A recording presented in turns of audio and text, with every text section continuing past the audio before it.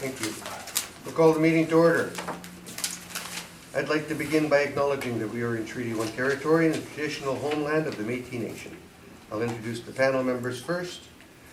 Laurie Davidson to my far left, Cynthia Stevens to my left. I'm Marcel Larondo. I'll be chairing the assessment department today. The assessor will be Ken Wong and our administrative personnel will be Michelle Napin. We will be hearing applications for revision of the assessment roll in accordance with the Municipal Act. The matters for which revision is requested have been described in each application, and we will limit discussions to those matters. The statements that the applicants or the assessor make at this hearing are sworn testimony. Anyone speaking to the matter must be sworn in. Be advised that comparisons of assessment of properties are not considered evidence of market value by the Board of Revision. The Board of Revision is appointed annually by Council and is independent of it and the City Administration. It makes its decisions on the basis of the evidence provided at this hearing and issues a written order that will be mailed to all parties as soon as possible. Please note that the Board's decision with respect to an application may be appealed to the Manitoba Municipal Board if the matter pertains to assessed value or classification, or the Court of Queen's Bench if the matter pertains to the application of exemption from taxation. Should you wish to appeal, information on how to do so will be included with your board order with respect to the hearing process. I will confirm the matters to be addressed with each applicant following the swearing in.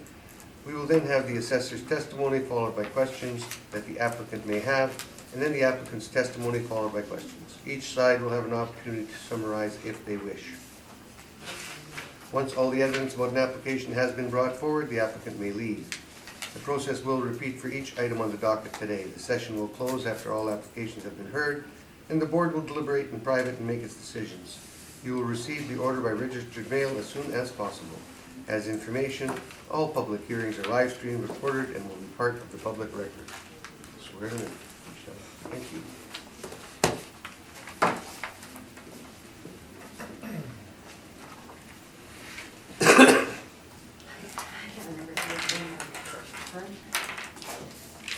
Can you state your full name, please? Ken Wong.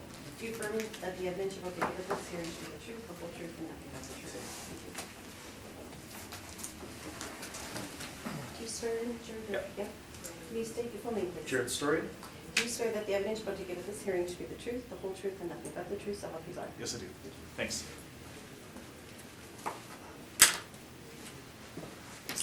We will start with 415 Saint Jean-Baptiste. When you are ready, Ken. Okay, the subject property is 415 St. Jean Baptiste. The roll number is 060-708-51000.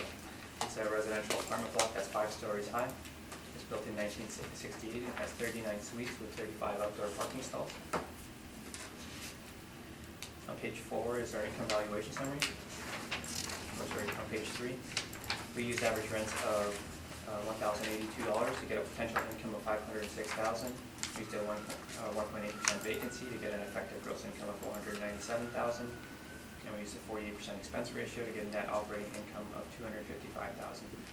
Kept at 5.1%, we have an estimated market value of $5,011,000, which is about $128,000 per unit.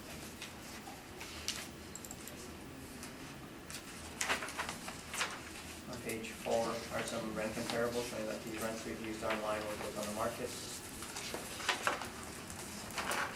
And on the bottom of page 4 are some repair and maintenance comparables.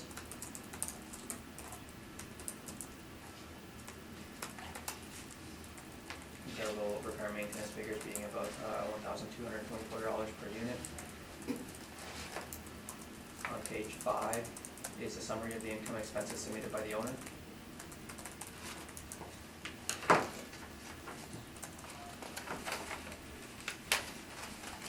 The repair and maintenance over the years have been very high and is likely to include capital. The repair and maintenance figures are in the $4,400 to $5,800 per unit, which, they're typically around maybe ranging from about 500 to maybe 2,000. So these repair and maintenance figures are very high. So what I did was I just adjusted the repair and maintenance figures to remove their actual repair and maintenance, which likely includes capital, and added the repair and maintenance back in at $1,224 per unit. that estimates their net operating income to be about $273,000, which is a little bit higher than what the model is estimated at $255,000.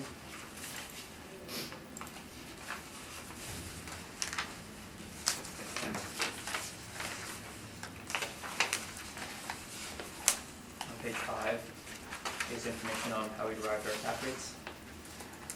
The Assessment and Taxation Department's cap rates range from 4 to 7.3%, with the majority of them falling between 4.9 and 5.3%.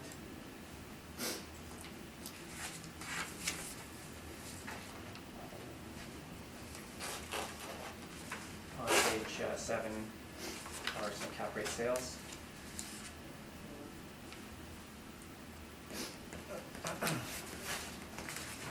Some of the cap rate sales on the bottom half of the page is where the multifamily section is. Ranges from about 4 to 6%. And on the very bottom of page 7, the cap rate for 500 Portage, which has a cap rate of 4.07%. Where? At the bottom of page 7. Oh, okay, got that.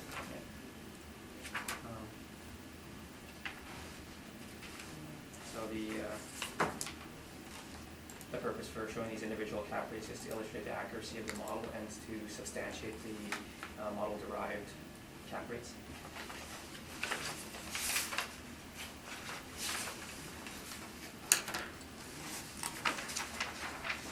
On page 9 is a picture of the subject's property with its location.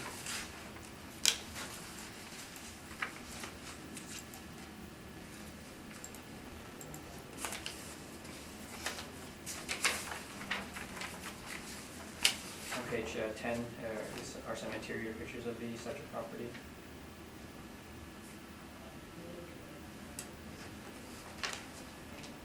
And the last few pages are the income statements provided by the owner.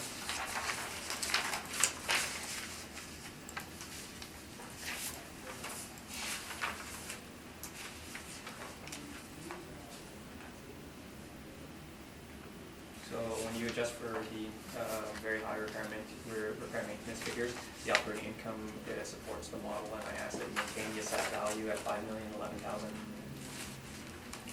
Mr. Story, any questions? Yes, just you, thank you. Okay, Mr. Wong, have you visited this property? I've not. Okay. Now, it's built in 1968 and has an effective year of 1968. Would that indicate to you that no substantial work was done on the foundation or on the building envelope in order to adjust its effective useful life, economic useful life? I guess not that we know of. Okay. So it's true to its vintage, it's a building from 1968. Would you say that older buildings tend to have higher repair and maintenance costs than, say, newer buildings? Generally speaking, yes. Okay. Okay. Now, in 2018, the assessment on this building was $4,161,000. Is that correct? Yes. Okay, and that represents a 20% increase. Would you say that's typical of a building of this vintage? Maybe that's a little bit higher than typical. That would be high, okay. And if we just jump around here quickly, if we look at your page 11, you have submitted the statement of earnings. And you can see that the revenue has not jumped in a material fashion. It's gone from $493,000 to $498,000. That's the effective gross income. So a rise in value of 20% would seem inappropriate based on those metrics, would it not? Well, I mean, if you were comparing the assessments, maybe. Okay, that's fine. Okay, vacancy rate of 1.8. Now, does the model capture? I know we capture reported vacancy. Do we capture bad debt collection loss, concessions, anything like that, rent discounts? It is part of the information we collect. It is, so the model does capture it. We request it in the mailer, and Okay. I'm not, yeah. But 1.8 would be below what we'll call the citywide average, roughly. The for vacancy? Vacancy, yeah. I think that's on the lower end of the range, yeah. Okay, and the cap rate we'll get to in a moment, but I'd suggest that's low as well. Now, for the rent comps, we're using the actual rents in place. You've got Now, okay. Rents and vacancy are generally a function of one another, are they not? Higher rents would tend to lead to higher vacancy, lower rents would tend to lead to lower vacancy. Would that not be a true statement? Possibly. Okay, so when we show the rent comps, do you have any indication as to what the vacancy rates are in these No. comps? No? Okay, and you couldn't help but notice that they're fairly close, but you've got three of them, they're not in the same sub-market region, is that correct? I will take your word for it, I'm You not can tell by the sure. first two numbers of the parcel IDs, that's the, that's what shows the neighborhood. So you've got, ours is an 06, for example, you've got 126 Marion, but then the other three are 08. Okay, just point that out. Now you've got R&M comps at the bottom of this rent comp page. Mhm. Do you have the addresses for those buildings so that they can be verified? No. Okay. And then you've got Kearney in here at an R&M of 475. That seems low, is it not? Yes, it is. And then if I'm reading this correctly, you've subtracted from your average? Yes. Okay. Okay, that's fine. Now, to your income and expense summary. So just so we're clear, we are performing a site-specific analysis of the subject property for the purposes of developing an appropriate assessment for the 2020 site, correct? We're looking at this individually, outside of the model. That's the basis of this exercise, correct? I guess we're presenting the model. You're presenting the model, okay. Fine. So, what I'm trying to figure out here is when we do a stabilized, most typical year for on an income valuation approach, we stabilize line by line. Now this looks to me like a shortcut where you've used the income for 2017, and then you've artificially deflated the expenses against the highest year in order to come to a new stabilized NOI. Now, so are you saying that you're presenting the model, but you're showing me an NOI that shows that you disagree with the model? So do you disagree with the model or do you agree with the model? I'm saying that an overview of the income expenses provided by the owner, it supports the model. But this is not a line-by-line analysis of the finances that were submitted to you over 3 years? No, it Okay. is not. Fair enough. Let's go to your cap rate evidence. Now, we've talked about this a number of times. I'm sure the board's heard it more than they'd like to, but you're aware by now that 3 of the cap rate comps that you're using were purchased with the intention to renovate. Is that correct? I believe so. Those 3 being Rowe, Talbot, and Maxwell. We talked about Ward. We're disputing the fact that the cap rate ought to be 5.15. You're saying it's 5%. That's fine. And you've included Langside. But what I found interesting is you've now added 500 Portage Avenue. Now, are you familiar with that building? A little bit, yes. That's Colony Square, isn't it? Correct. Okay, and that was purchased by Timber Creek with the intention to renovate, was it not? I believe they intended to renovate, yes. So I've got the free press, the top to bottom renos for complex, big plan. So do you know anything about Timber Creek? The company who purchased this property? Only that they have made some large purchases in the city. Right, and their business model is that they buy underperforming assets, convert them into multifamily residential, and buy the potential top end of that income stream that's lacking. Is that correct? I'm not sure. They're not buying the income in place, they're buying the opportunity to drive higher rents, to get above the rental control and to renovate these assets. And they also underwrite their own mortgages, correct? Through Timber Creek Finance, they're the largest mortgage investment corporation in Canada. Now that being said, would you say that gives them favorable terms when they purchase these assets for renovation? I can't speak towards any of what you just said. Okay, but you've included this in your stating that they purchased this with a cap rate of 4.07. Yes. That would be extremely low, would it not? Not from what I have observed. Okay, and you're aware that 500 Portage includes restaurant space, about 85,000 square feet of retail, an office tower. 20% commercial approximately. And a parkade, right? 20% commercial. Okay, so they purchased it for the intention to renovate. So, and the Manitoba Municipal Board has ruled decisively that we're not to use sales for the intention, sales that were transactions purchased with the intention to renovate because they distort a cap rate study, correct? That would be incorrect. That would be incorrect. Yes. The decision from the Manitoba Municipal Board? You're not aware of the... Doesn't look like it, but I'm sure you're gonna bring it to his attention. Yeah, that's what we have it here. A18431, file number 12A10133. Can you read from it if you like? Sorry, which file number? Which board number? Or which Yeah. board order? That is order A18431. Okay. At the end of that, decision, it says, with the four remaining comparables, sufficient concern were raised by the appellant on the three of them regarding the purchaser's intention to significantly renovate or alter the structures.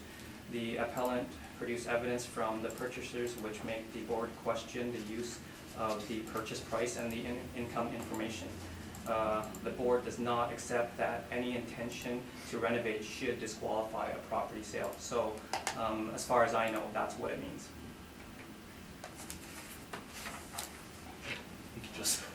You just said that they said you can't use sales with the intention to renovate. The produce a cap board rate does study. not accept that any intention to renovate should disqualify a property sale. With any intention, okay. That's what it says. Okay. Cap rates determined from existing income streams of any property purchased with an intention to renovate or convert to condominium should not be considered. These purchasers do not have typical motivations, and the cap rate calculation is likely lower as it does not consider the post-renovation income model for return of total investment, right? It's a discount rate, it's not an appropriate cap rate, regardless. So that's my piece on your cap rate. I guess my big thing is like, you know, with regards to whether a cap rate does appear to be low or not, it boils down to whether it is an accurate estimator of market value, and based off of like our statistics, the cap rates that we have are accurate estimates of market value. Okay, so I'll give you an example. With your position in this brief, when you're suggesting a 4.07% cap, based on what you're calling the NOI in place, the last time this asset sold, the cap rate was 7.5%. Now, if we take your position, and we think about it from the Which asset are you talking about? this is for 500 Portage from Colony Store. Yeah.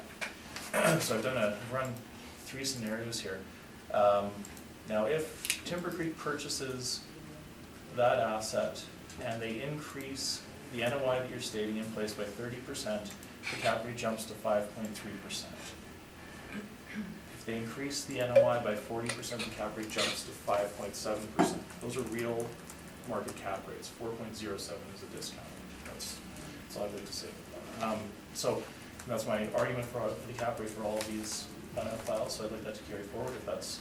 So I guess if you want to like talk about 500 Portage, if you just look on the bottom, it just sort of says that the NOI was the operating income that was presented by Altus at the hearing for maybe 2000. We also can find that in our record. So do you have a calculation? Do you have some backup that supports that? I can show you. This is the operating income that Altus presented at hearing for this property, and when you apply it against the sale price of the property of $70 million, the cap rate is approximately 4.07%. In what year did we present that NOI? In what brief? Do you have the background? I just couldn't find it in our files. Could not find that number. I don't have it with me. No, okay, that's fine. And finally, you're aware that they're going to spend about 10 years and countless millions of dollars to renovate this asset, correct? As far as I know, they usually do plan to do some work to it. Okay. That's their whole business model. That's how that's why they're so successful. Okay, those are my questions on your cap rates. I suppose those are my questions. Cynthia? So you've done an adjustment on the repair and maintenance, so are you aware of any capital expenditures in this building? I'm not. I guess this is managed by Globe, and Globe typically they just lump everything together. and they don't, I guess, tell us what they may or may not be included in terms of capital, but from previous hearings where the general ledgers were provided, they definitely do include capital expenditures in that maintenance and decorating figure.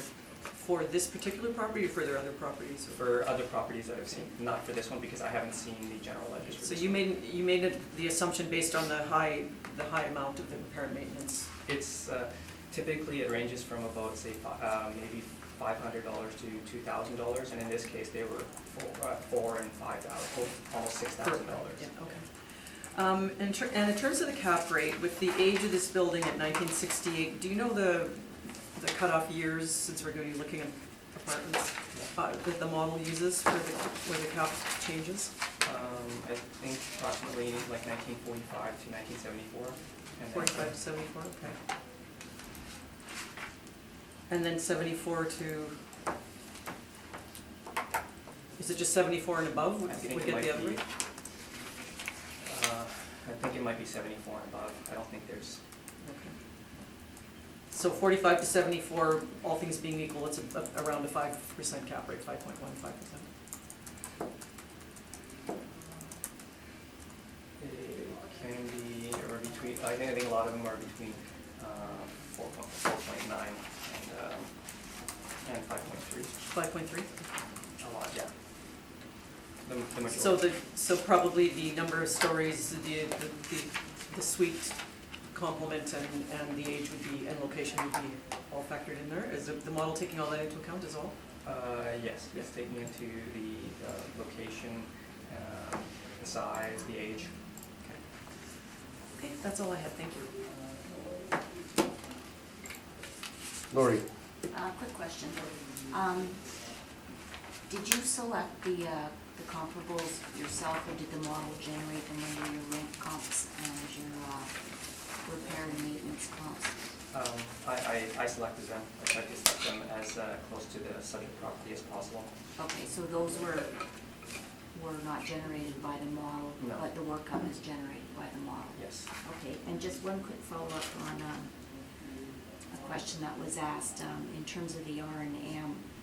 If the R&M, you took it out, like why didn't it change the effective age of the building? I think this is a practice that they've had. In your view, we've assumed that, they have capital expenditures in their repair and maintenance, but it didn't change the effective year. It's still at 68. Yeah, I'm not I guess sure. it usually changed that. Yeah, if there was noticeable work done, there usually would be an effective age variant. I'm not sure why there isn't in this one. Mhm. But you've taken it out as if there was, right? So it should Well, have changed it on this side? Well, the thing is, this income and expense summary is just an overview. It's just summarizing the information that was presented at the back, and it's sort of this is almost like a presentation in itself. Yeah, It's I not get it's not that. it's not related. So removing it from here, it doesn't make any sort of adjustment to what the model has estimated. Okay, I was just sort of thinking maybe you should have internal consistency through all of the different analyses in there, since your analysis is supporting the model, and that's sort of Well, yeah, inconsistent. the model probably would have repair and maintenance figures that are in line with similar to the adjustment that I made, because that's it's based off of all the income and expense information submitted by a lot of other property owners, and that's what the repair and maintenance figures that I've seen are. Okay, thank you.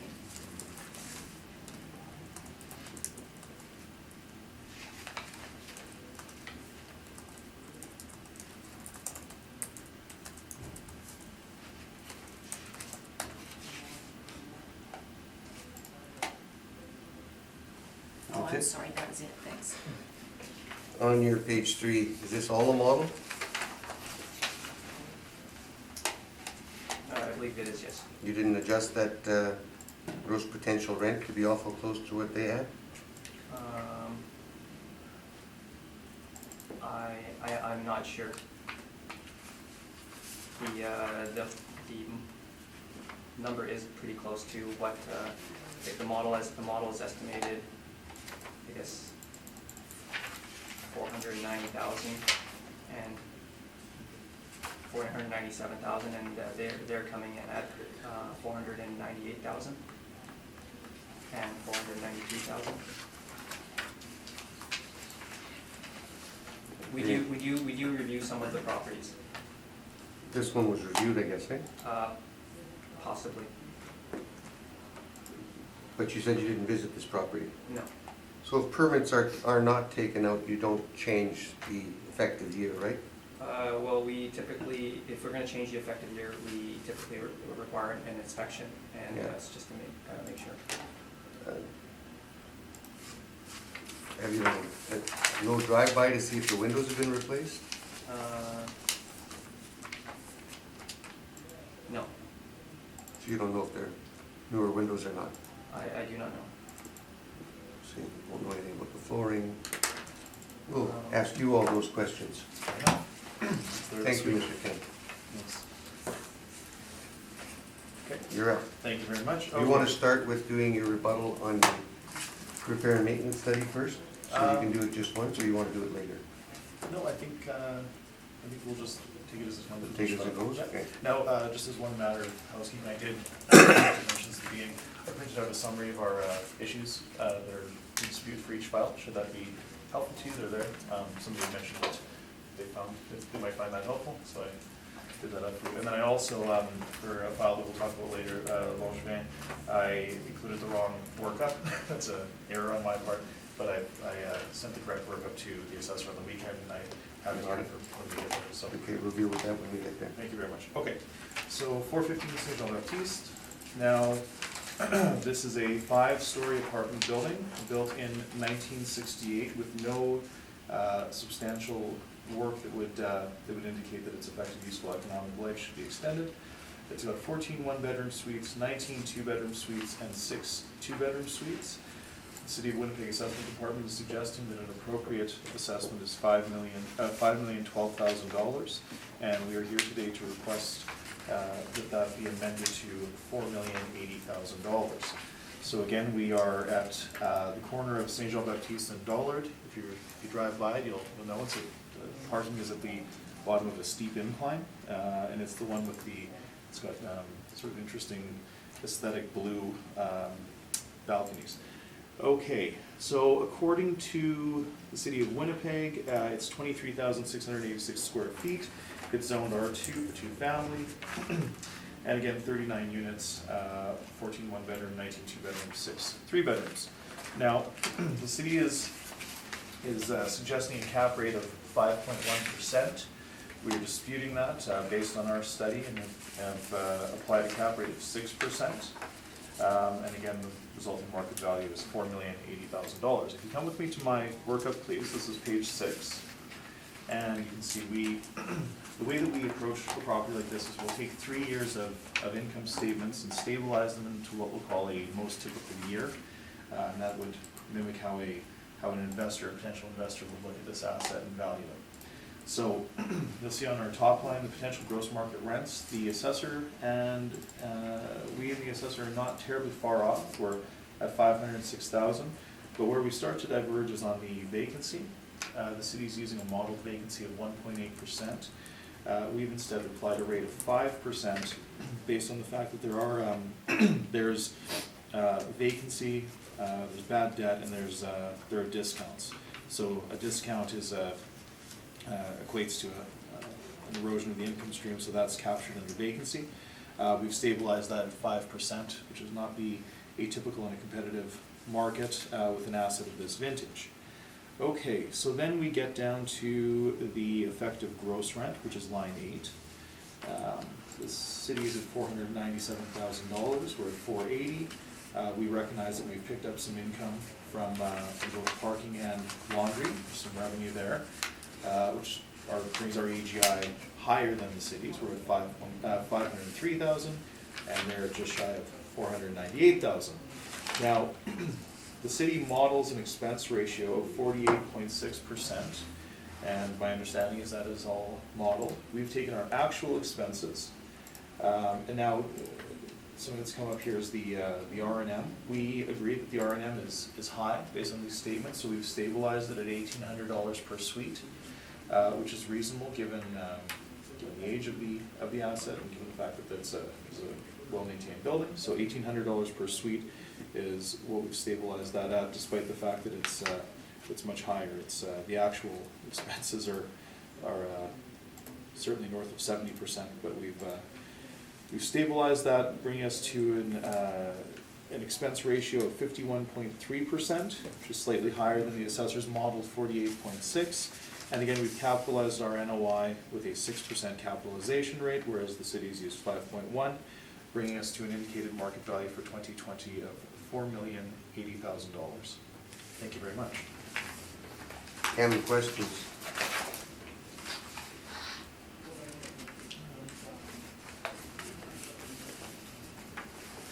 No questions. Lori? I have a question on the cap rate. So Sure. you're using a higher cap rate. Is that, what are you attributing that to primarily? Generally age. Age primarily? Primarily, yeah. Age is a driving factor. Yeah, that would be, we've stratified our cap rates by, we're just gonna assume that everything's a good location. If there's any kind of locational issue or any site-specific issue, we'll occasionally adjust. But for this one, we see that assets built between 1960 and 1979 generally would transact at a 6% cap. So we've used our study to impute that. Now, you'd asked earlier how the city stratifies. What's interesting to us is that the city actually breaks their cap rates at 1974. Now, the vast majority of the apartment inventory in Winnipeg was built, there's a federal grant program that happened in the 1970s, so it would likely be inappropriate to say that a building built in 1973 is materially different from 75. So we don't do that. We say that 46 to 59 is a bracket, and 60 to 79 is a bracket, and then 80 to 97, 98 plus. So we think that our cap rate table here is more in line with the actual market. And this applies to whether it's a low-rise, high-rise? We don't They're all the differentiate same between in- high rises right, and we low don't- rises. Yeah, that's a better way of saying you don't Yeah, differentiate. no, we don't, yeah. Because there is no difference in the market. Well, it's not that there isn't a difference in the market. They are sort of two different assets, but these cap rates they seem appropriate based on whether or not they're on a high rise or a low rise. There's some degree of argument as to what's a high rise and what's a low rise. Like, this is clearly not a low rise, but it's not what we would typically think is a high rise.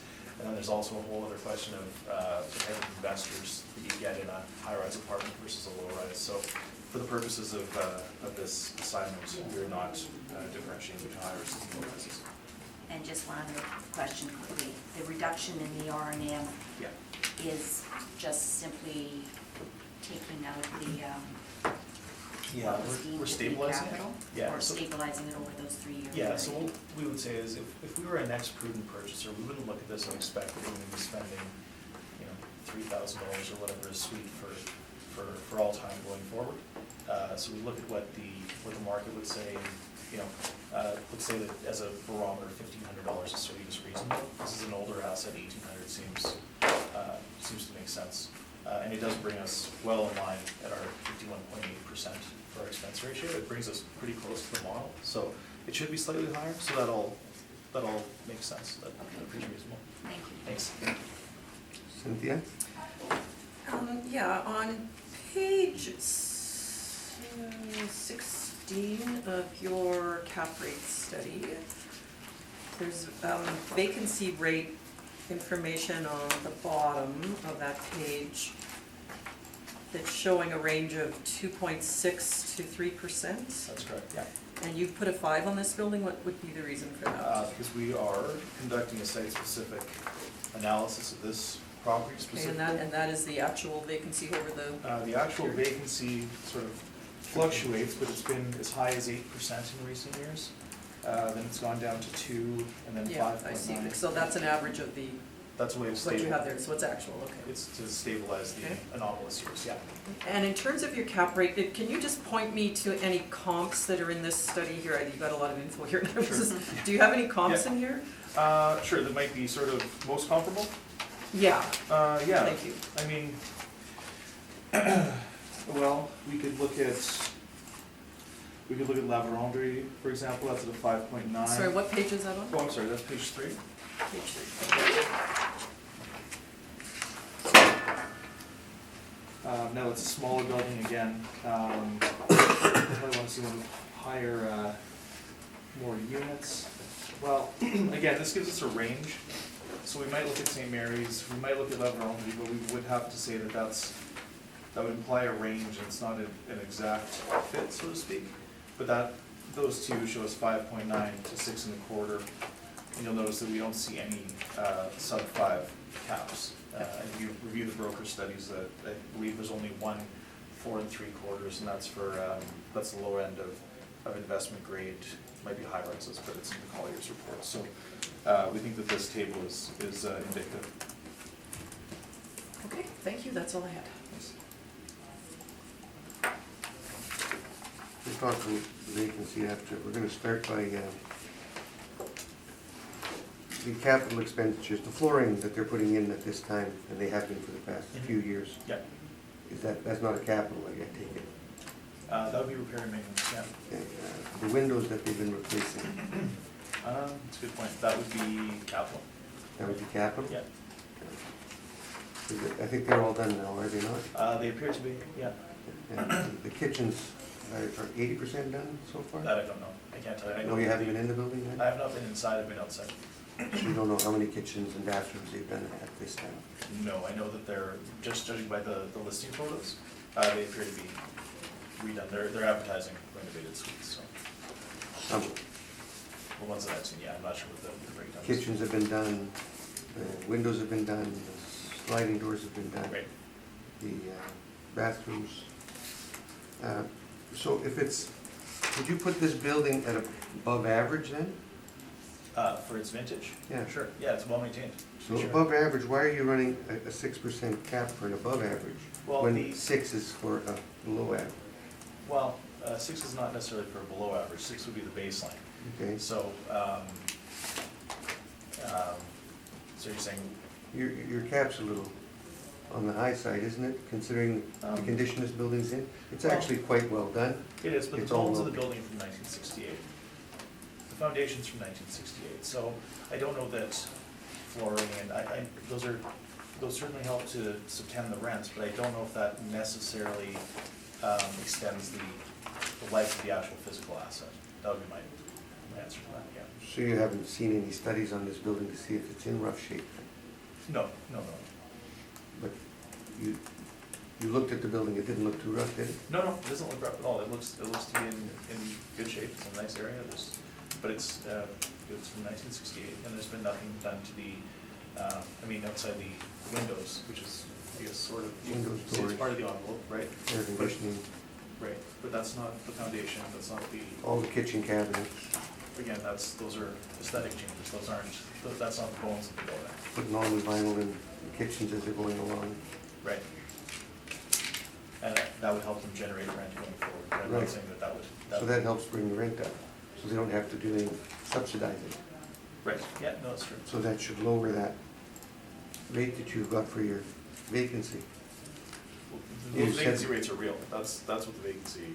You said those that are. that's what the subsidized rates in there, you said. The subsidized rates? Yeah, you No, said- that's with discounts, rental discounts. discounts, yeah. So occasionally, what we're seeing, well, no, subsidies is a little different. We're looking at, you'll see They often now. discount it because they don't want to be under the rental Oh, control. no, this is like when you rent and they say 1 month free rent if you sign a 12-month. That's what we're talking about, we're talking about discounts in this context. They've never had a high vacancy in this building, though, have they? Except when they were doing the major repairs at one point. Right, well, we're looking at the last 3 years, and I'm just looking at the actuals, and it is indicating that we're somewhere between 6 and 8 in the last 3 years. So 5% seems reasonable. The model 1.8 seems on the low side. Okay, anything in summation? I guess I'd just like to present something with regards to the applicant's cap rate. I'd like to present a comparison between their cap rate study, repair and maintenance, and the repair and maintenance in the subject properties. I mean, this repair maintenance study they have? No, no. Or the repair and maintenance they have in here? Yeah, Okay. for the properties. Seemed like they in got it at today. 1,800. Okay, go ahead. Rebuttal. Right. Now you're gonna use your rebuttal. Sure.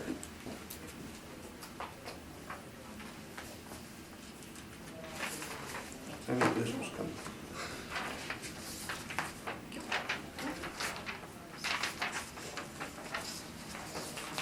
Thank you. This is just a summary of on the left-hand side is the repair and maintenance used in the cap rate study. Their repair and maintenance, it ranges from, say, $322 per unit to $1,072 per unit. So, but on average, it's about $629 in their cap rate study. But in the subject properties, their repair and maintenance is approximately $1,194. And the difference between the two is about $565, so it's almost double. What I just like to point out is that they should be similar. The repair and maintenance, for the purposes of establishing cap rates, and the repair and maintenance for trying to establish the net operating income for a value, those repair and maintenance figures should be similar. In this case, there's almost 100% difference between them. And I just want to say, if you, like for their repair and maintenance study, if they had a higher repair and maintenance, their cap rates would actually fall almost right in line with what the model has estimated. And I just wanted to, point out the difference between the repair and maintenance for the cap rate and the repair and maintenance for the subject properties. Do you have some questions on his No, rebuttal? I'll just say we can deal with each one as we go through them, because we've got them lined up here, but we did recognize that for the subject property, that the repairs and maintenance were too high, and we've stabilized them, so I don't necessarily see the material issue here, so, no, that's fine. No questions, thanks. Do you have any questions? None? Thank you very much. Let's move on to the next property after I kind of over there. Cam, sorry, do you have 8 more copies of that sheet? I do not. I can send it. Yeah, and don't send it by email, Okay. but the actual hard copies is what I need. Oh, Because okay. I can print those out myself, right? Yeah, But- yeah, okay.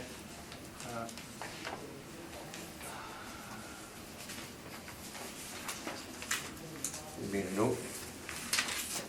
And you need 8 more copies? Please.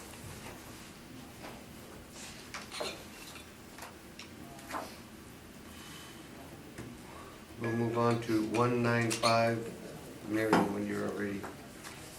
Kim?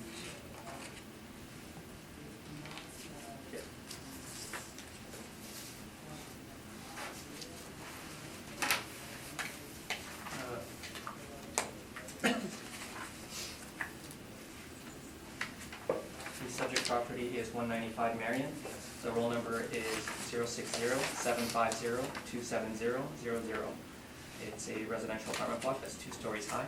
It was built in 1948 and has 11 suites with 8 outdoor parking stalls.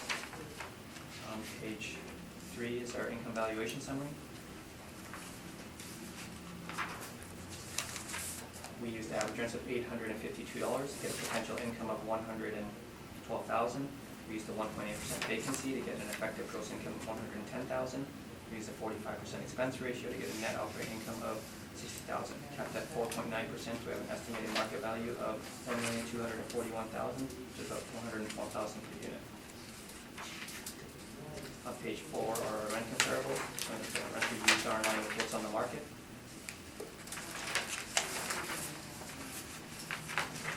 On page 5 is a summary of the income and expenses submitted by the owner. Their estimated NOI is approximately $63,000, which is a little bit higher than what the model is estimated at $60,000.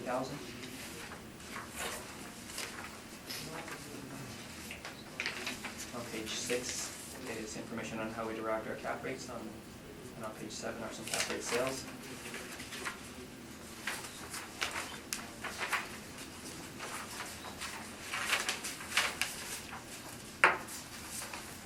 9 are some pictures of the subject property with its location.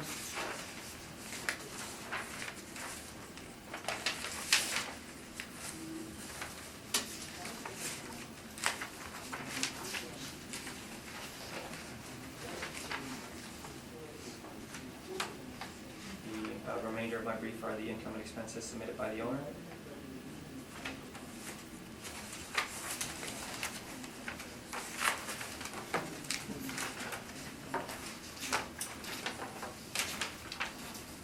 The actual performance of the subject property supports the model, and I asked you maintain the assessed value at $1,241,000.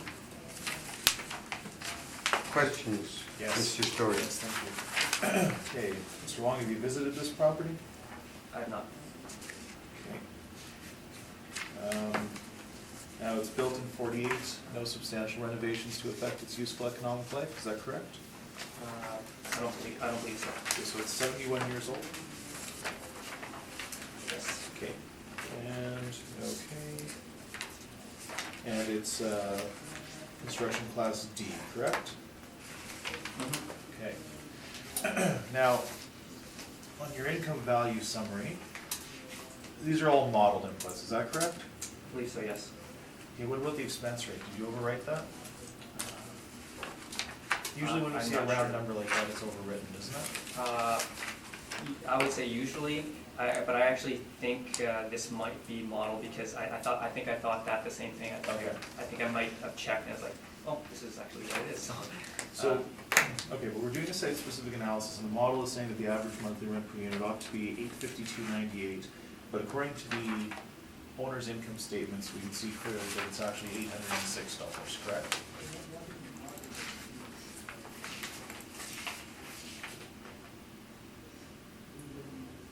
Is that what it calculates out to? Yeah.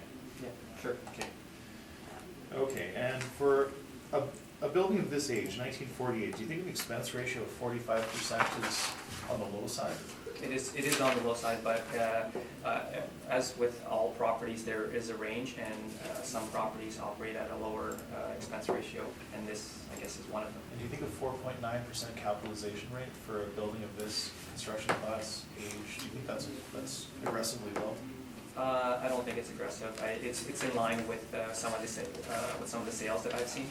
Okay, do you think the market value per suite of just shy of 113,000 per suite is extremely high? Well, considering that there's 5 one-bedrooms and 6 two-bedrooms, I actually think it's right where it should be, right where I've seen. Okay, all right. I'll do that as time goes by.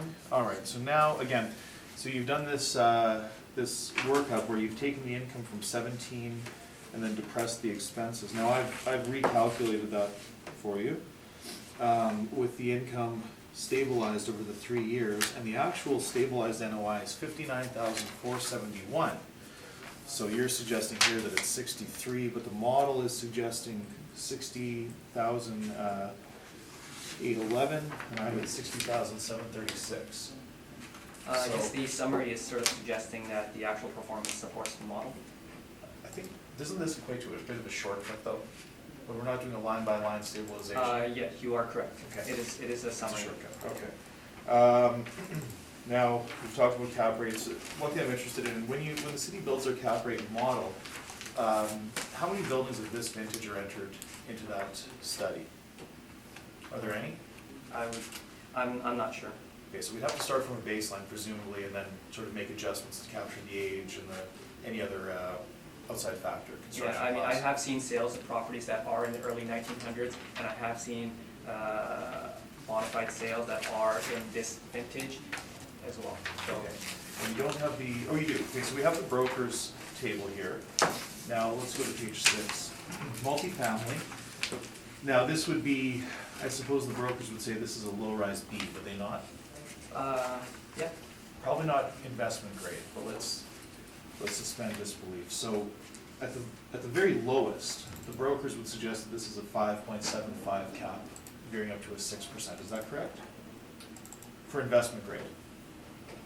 you know, I'm not too familiar with what's gone into the brokers. It's like all apparent, but apparently what I've been hearing is that they're comprised of investment grade properties, so I'm not totally sure how representative those Colliers and CBRE cap rates are with regards to the cap rates that the city has. It is based off of the sales that we have in our city and the income and expenses that were submitted by the owner, so it is Okay, well, let's just say that CBRE is correct in applying a rate of 5.5 to 6 for investment grade.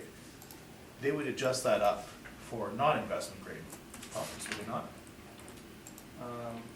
Non-investment grade I'm property not with a really higher too cap sure, rate. like from what I've heard, there's a lot of properties that are maybe not in the best condition, but those are the properties that have what some of the investors or some of the applicants have been telling me, that there's upside to them, meaning like they can take them out of rent control, and So they could purchase them for the sake of renovating them, which would depress the Yeah. cap rates, which is why it's inappropriate to So, use them in the study. well, but the thing is, like, it just goes to show that if there is, they're saying that because these renovated properties, there's no upside, so, there's, you have to have a higher cap rate. So which leads me to think that if there is upside potential, which a lot of these properties do have, then the cap rates would be a less risky investment and therefore warrants a lower cap rate.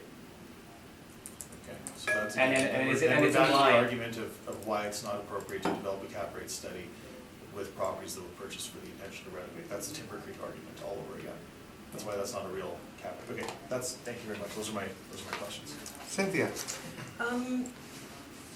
The 4.9% cap, would the size of this building have anything to do with that cap rate?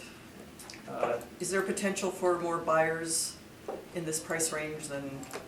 That's, I can't say for sure, but that's basically what I feel, because I've come across probably regular people that are buying some apartment buildings, and they're not gonna be buying $10 million buildings, but will they be buying 500 or potentially $1 million building? Yes. And so I think because the market is bigger for those, that it tends to be more competitive.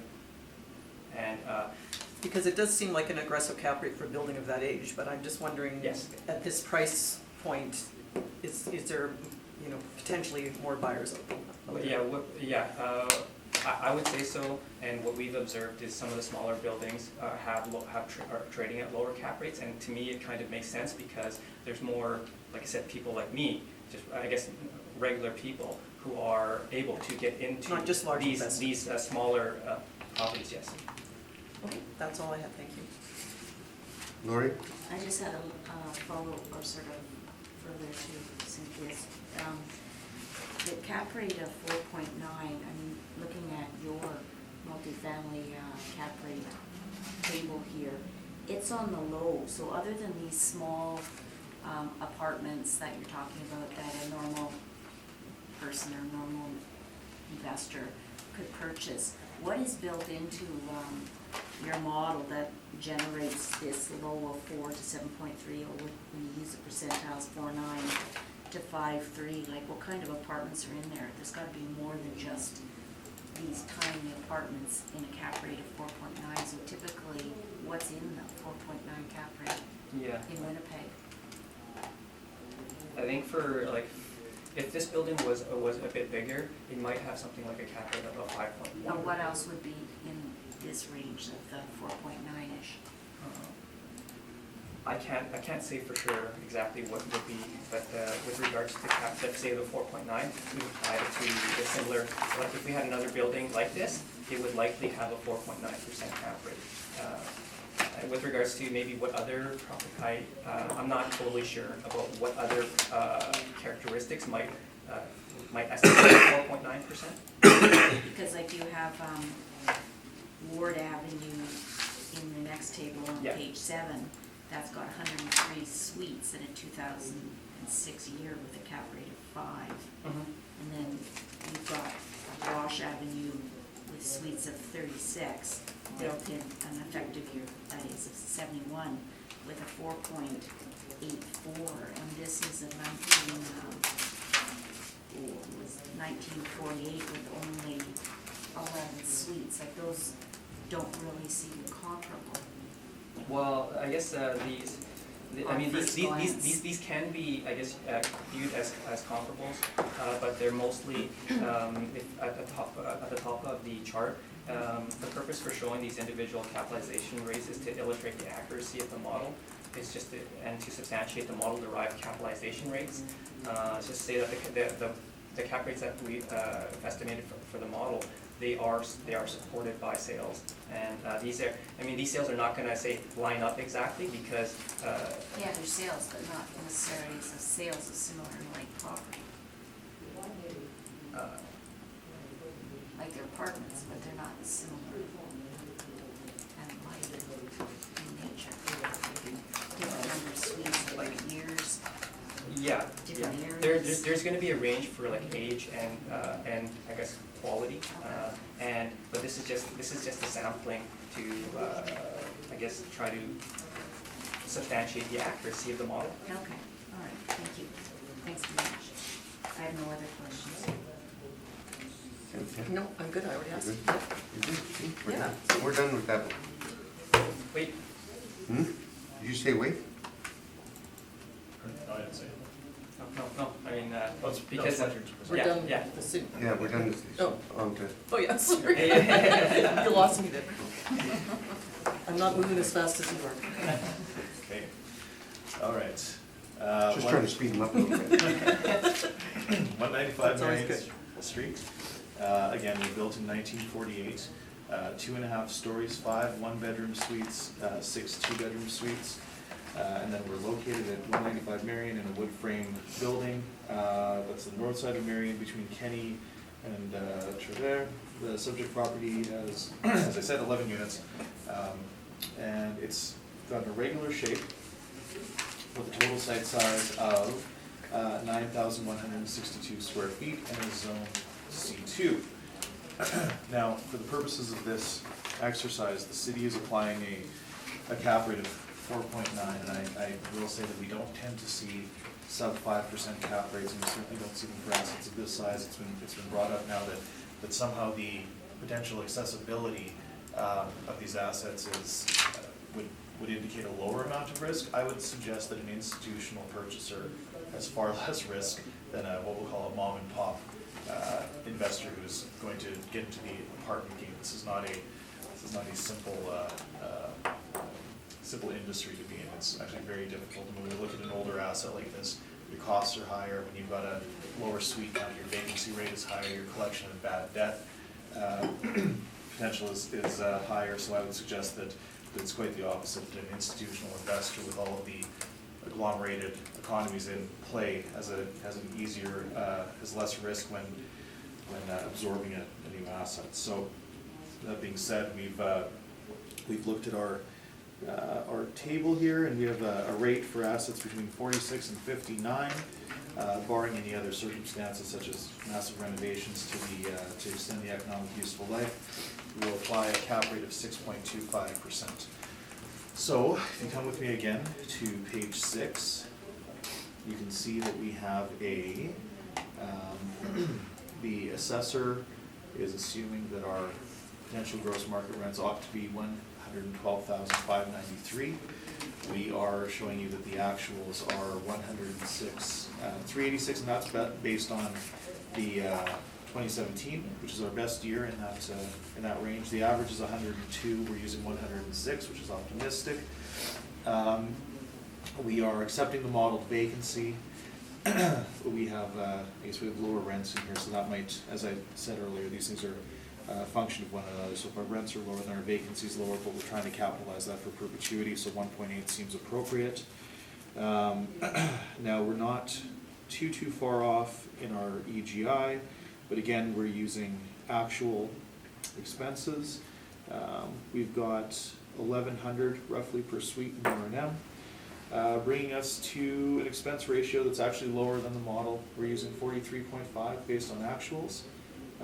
The city is saying 45, so we're fairly close there, but the city again is using an aggressively low cap rate of 4.9, where we're applying a cap rate of 6.25, bringing us to an effective market value for the asset for the 2020 assessment cycle of $971,784.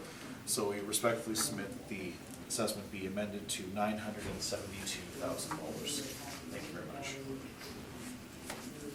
Cam, any questions? I guess their vacancy is pretty low, but you're, like, I guess previously you had actually used their actual vacancy at 5%. This one, their actual vacancy is probably very close to 0, but in this case, you're using 1.8%. Yeah, so I used the 5% where the vacancy was higher, because an investor's gonna look at this asset and say, we're gonna have peaks and valleys. Sometimes we're gonna have more vacancy, some years we'll have higher vacancy than other years, some years it will be lower. What we're trying to do is capitalize that vacancy rate into perpetuity. We're saying, yes, this is low, and we're saying that the city's model is low. So at the very minimum, 1.8% for vacancy capitalized into perpetuity is appropriate. That'd be all my questions. Cynthia? Just one quick one, it may have been stated and I may have missed it, is this property been renovated? Not that I I'm know the aware of. effective age hasn't changed, but I just wondered No, if any. It looks to be well maintained. I did visit it. I'm not certain as to the quality of the interior, but I know that there are no substantial permits that would have triggered an effective useful life alteration. Yeah. Thank you, that's all I have. Lori? I have no questions, thank you. And I've got no questions. Let's move on to the next property, shall we? And that will be 389 Uville. Interesting property. Certainly is. You've heard too many names before. Oh, this is a new one, actually, because I know the property on it.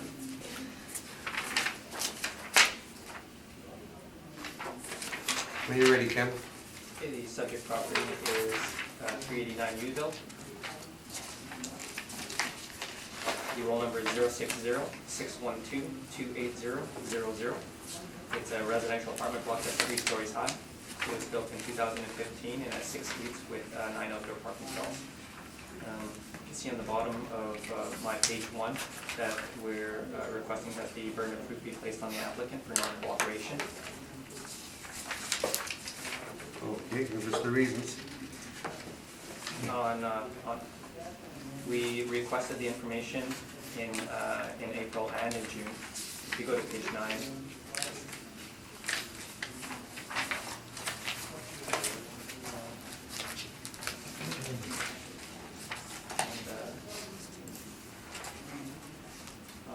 And on page 11 is the request for the certified letter request for information. So we, on the underlined portion of page 11, says, we therefore request that you complete the enclosed questionnaire and return them to our office on or before June 29, 2018.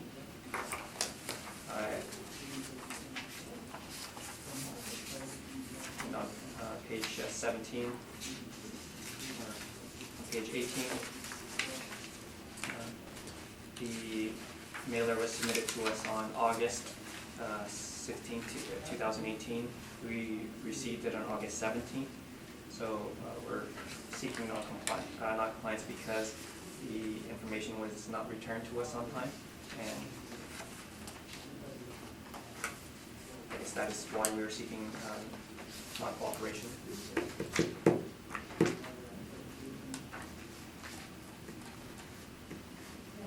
Are you done? Yes.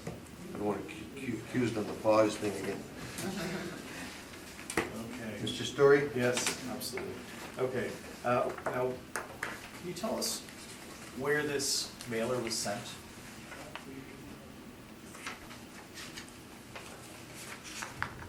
I guess Bulldog Construction, 2 Norman Avenue. Okay, so I have photos of Norman Avenue. This is a private residence, right? This is not a finance office, is it?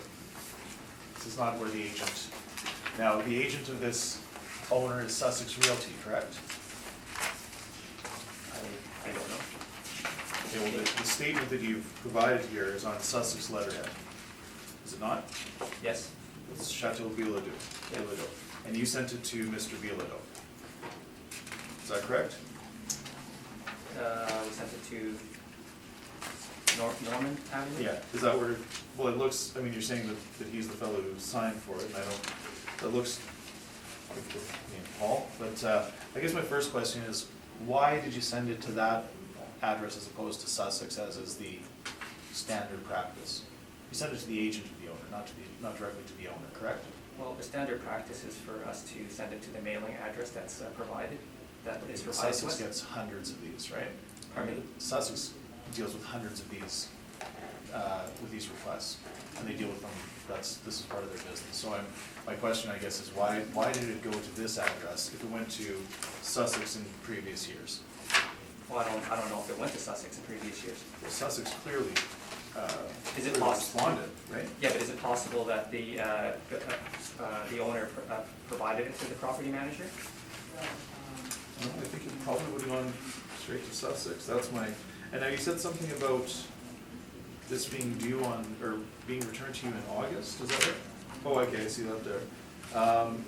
Now, in order for this, let's focus on the word non-compliance, in order for the owner to be non-compliant, they have to have failed to provide to you any information that would have helped or hindered you in creating the assessment for this property, correct?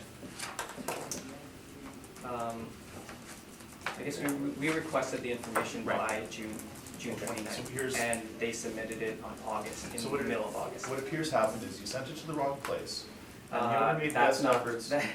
I don't think that's correct. The owner made his best efforts to get it to the property manager, and they submitted it to you in time to create the role. That does not constitute a failure, nor is it non-compliance. That at best is a clerical error. Let him finish his. I was saying, like, we don't, we mail information or assessment notices and requests for information to the mailing addresses that we have on file. And the thing is, we get requests for information for people to change their mailing address to say send it to their property manager. But they come down to their office or they send us a letter in writing and they make that request.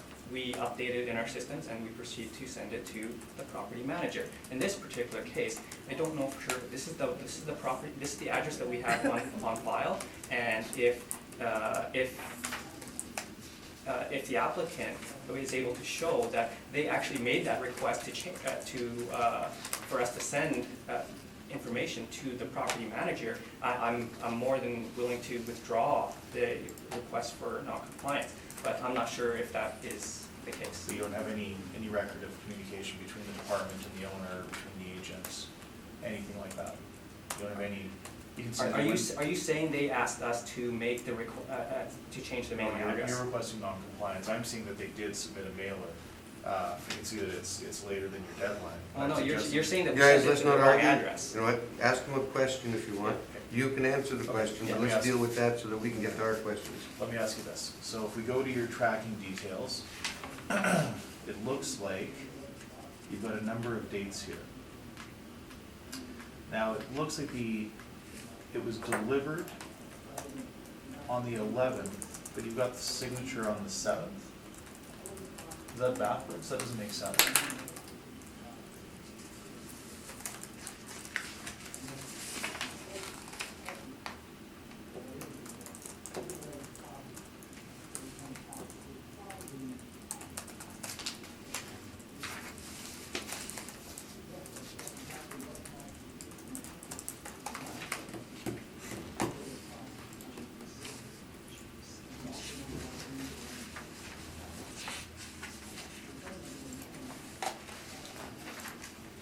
Page is that you were referring to? I'm referring to page 6, I'm sorry, 10, page 10.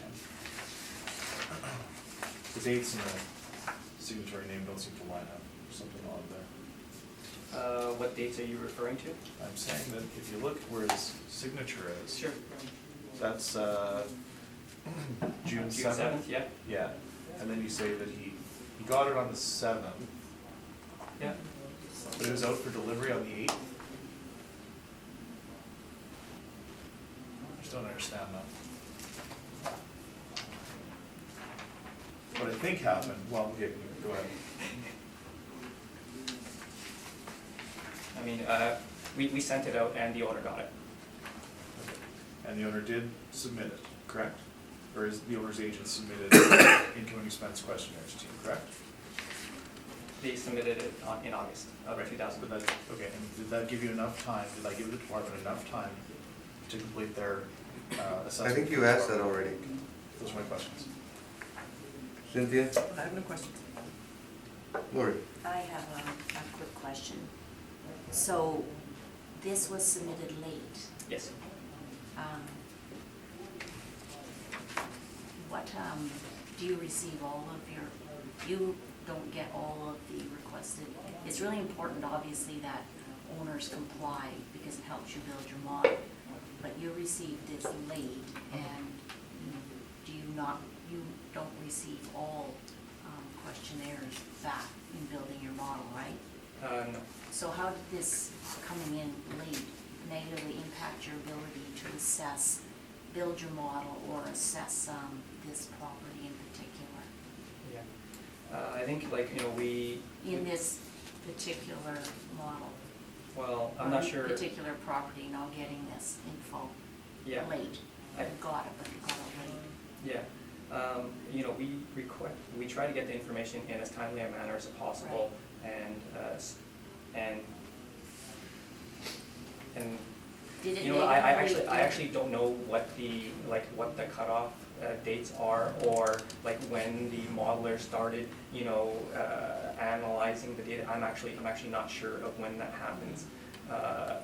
Or actually, I have heard of it, but I can't recall the exact dates or of when they start developing Do the you think your model. model would have been different if you'd received this 2 months earlier? The results of the model or the assessment placed on the roll for this property? Would it have been different? Well, I would say it would probably not make a difference, because when you look at the volume of information that we get for this one mailer to affect the model in any significant way, it probably wouldn't. So are you seeking same recourse of all people or properties that either didn't submit or submitted late in particular? Are we seeking it? Yeah. Yes. So for every property that was late, Yes. even if it didn't negatively impact Yes. the model at all? Yes, because it's we do this to try to be as consistent as we can be. And consistency is important. Yes, and that's why, we requested this information in April, and then we requested this information again in June, Okay, and thank you, you answered my question. Thank you.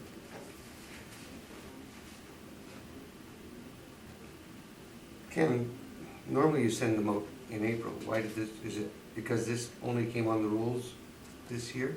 oh no, this was 2015. This was built in 2015. It was finished and on the rules already? Yeah. And why did it go out? Why did So late. why did the certified letter go out late? Yeah, Well, the thing is, we sent the request out in April. We didn't receive a response, and so we sent out a certified letter in June. is this the one that you said you sent out? That's the certified letter. That was Where's sent the one you sent out in? in April? I don't see a copy of it. I don't have that in here.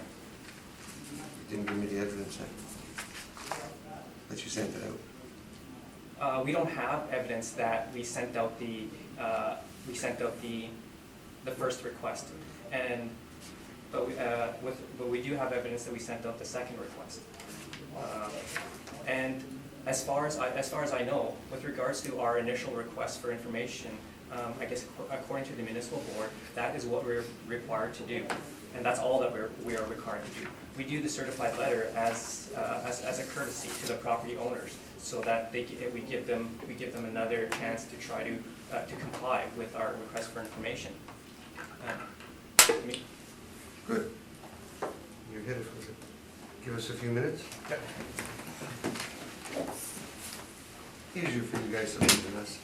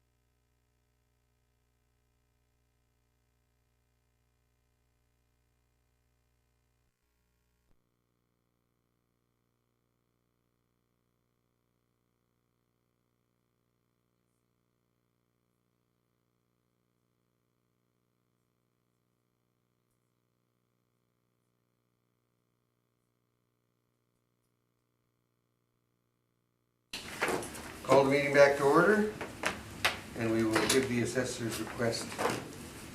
We'll approve it, and we'll have you go first. Okay, thank you very much. You're up, Mr. Story. Okay, 389 Uville. Let's see. You want to read the roll number on, please? Oh, sure. Roll number 0606122800. Again, 389 Uville. Three-story apartment block built in 2015.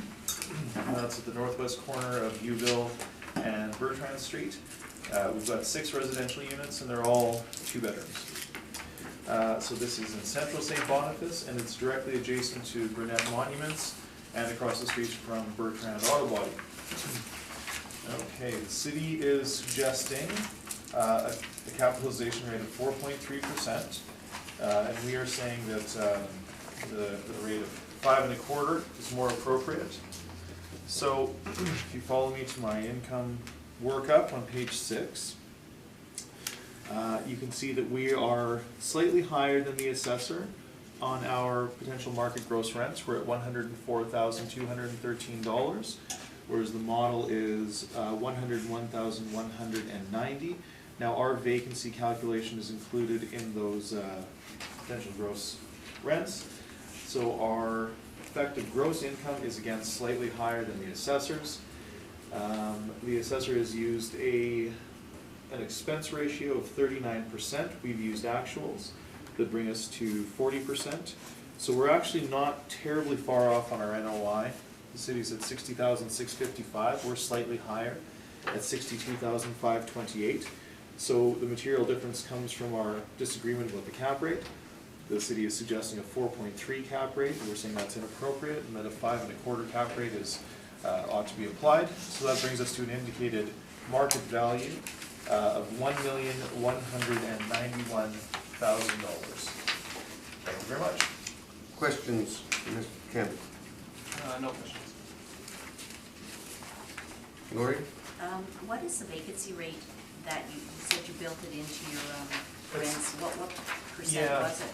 Well, it's actually, it's just kind of reported, so these are, they're showing discounts, and now this is effectively a brand new building, so, I think in 16 is when they were fully leased up, so we're not seeing much vacancy. We can see a discount of $356 in 15, and a discount of $55 in 17, which is effectively immaterial, so there's no vacancy in this, in this period, so, we've said it's included, but it's nominal at this point, but that's typical of new buildings, that it would be fully leased up to start. Okay, thank you. That's all my questions.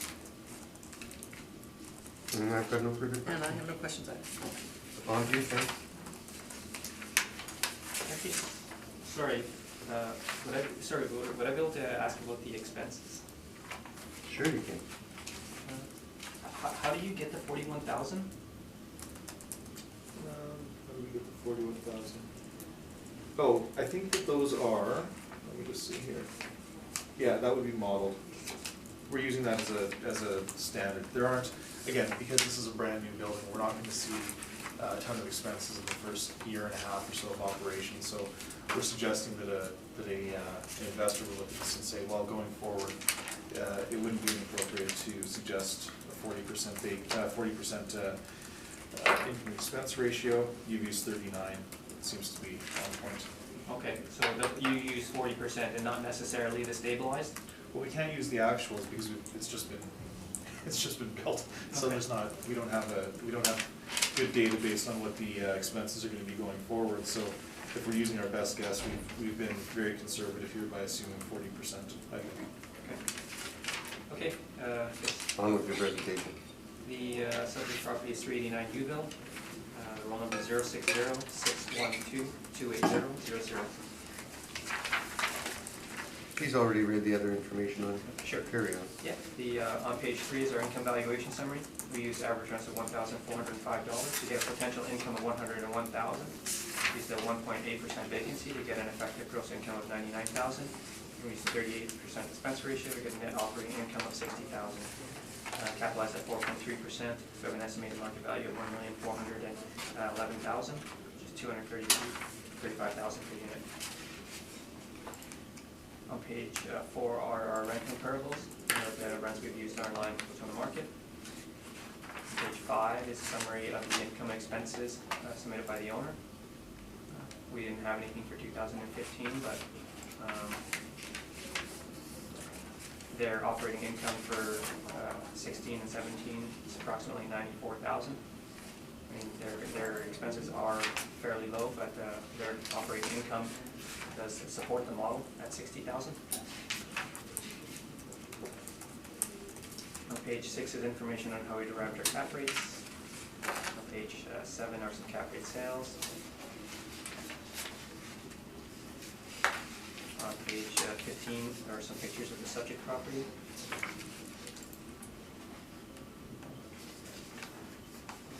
And on page 16 are some interior pictures.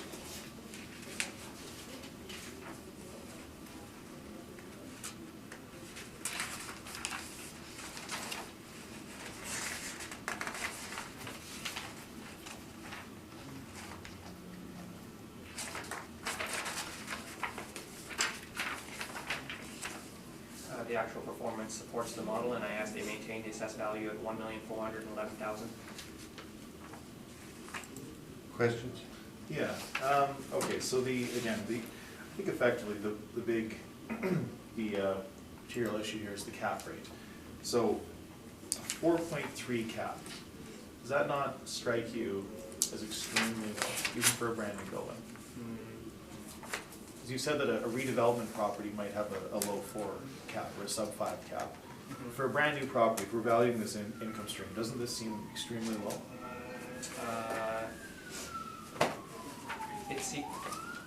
From what I've observed, it's not low. Okay. Now this asset has substantial commercial adjacency, does it not? Yes. So it's next, just so we're all clear, it's next to an auto body enterprise as well as a manufacturer of funeral headstones, monuments, correct? Okay, and does the model capture that commercial adjacency anywhere in its calculation? I don't believe so.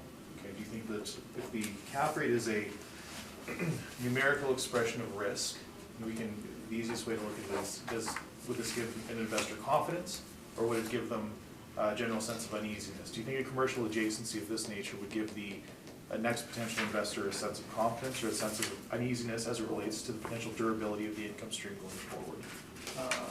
Well, the thing is, I inspected this property and I added it to the roll, and when I first walked up to it, I'm like, it was an industrial area, and like a repair shop maybe across the street or something.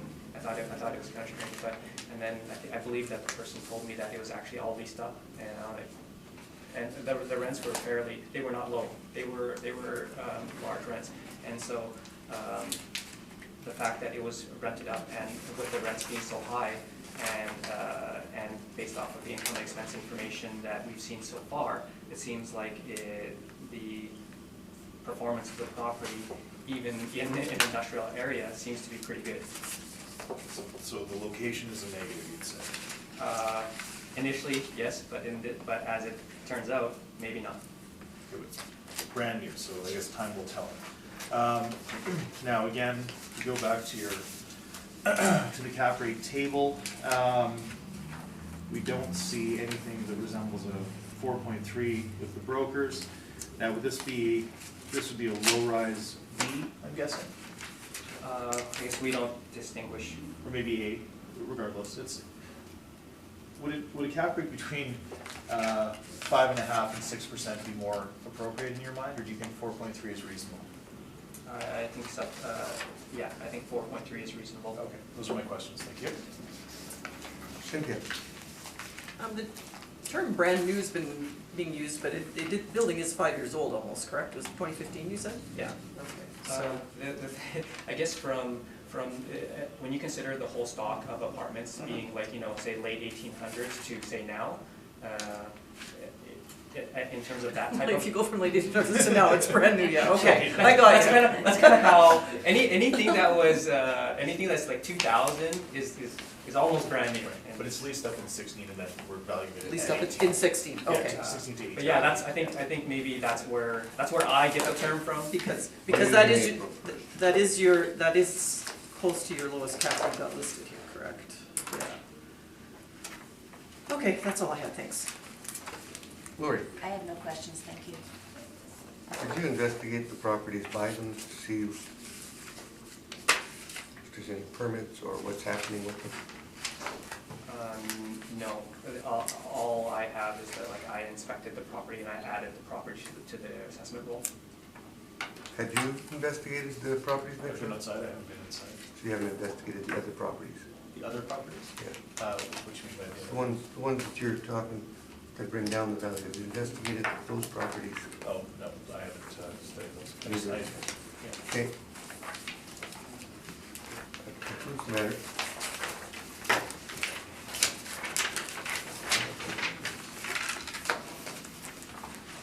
The next property is 456 Lingerie, and I think you said you had Yes, to I have my bring some.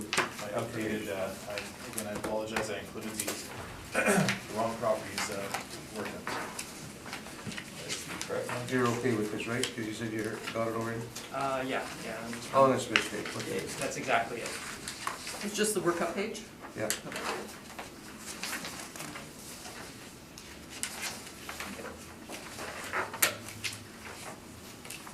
Do you have one more copy? Yeah.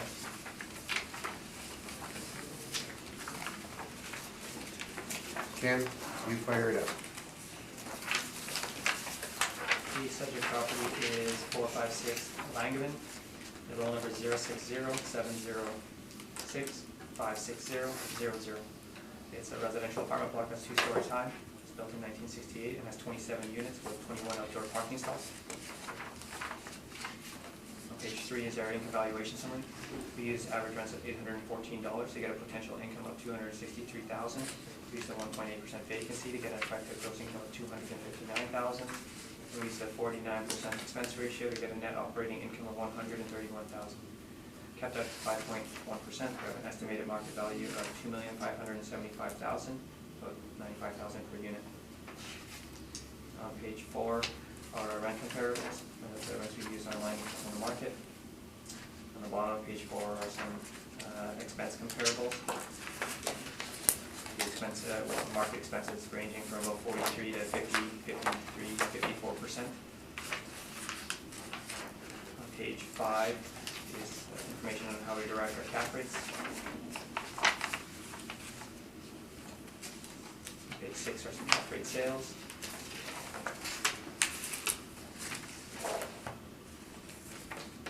On page 8 and 9 are some pictures of the subject property and some information on the subject property. Apparently the property was upgraded in 2019.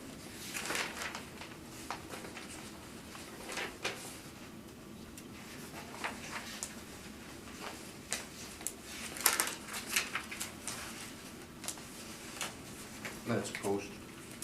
Oh, it is. It just, I guess it primarily speaks to the current condition.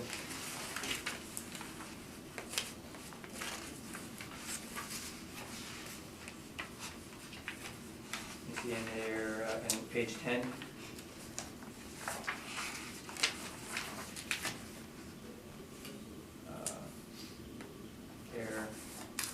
Their income's about 180,000.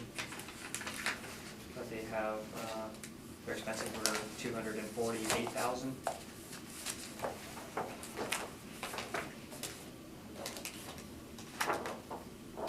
So in this particular case, it's difficult to rely on their actual performance. So in looking to the market, the market supports the income that the model has applied, and it also supports the expenses that the model has applied. The cap rate is in line with other properties in the market, so I ask that you maintain the assessed value of $2,575,000.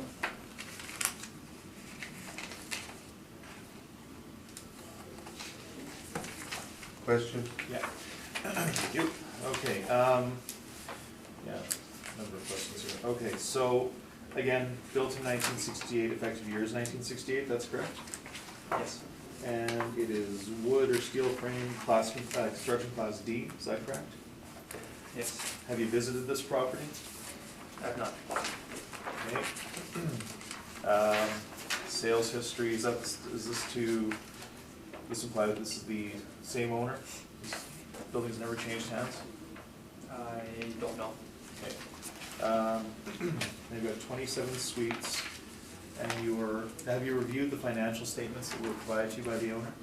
Yes, Okay, and do you think that an average monthly rent of $814 is appropriate, given the income and expense data that was given to you?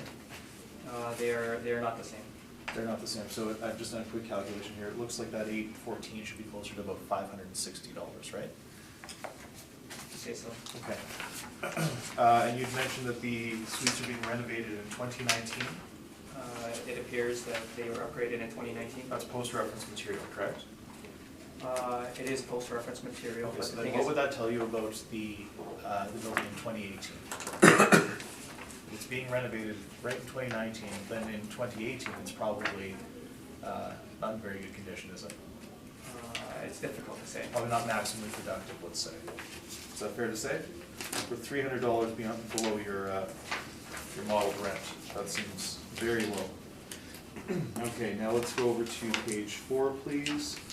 Again, you've used 3 that are outside of the sub-market neighborhood. Now, what I don't understand here is, okay, no, we've talked about that. The expense comparables. Now, if you give us this expense ratio, are these numbers not effectively meaningless if we don't know what the rents are and what the vacancy is? I think they do give you an idea of what a normal apartment building might experience in terms of expenses. Right, but in order to really contextualize them, we need to know the vacancy and rents as well, don't we? Well, I think you can make the assumption that there's a normal operating Okay. building. Okay, and again, back to your post-reference material, even after the renovations on page 9, they mentioned huge rental discounts available for a period of time, is that correct?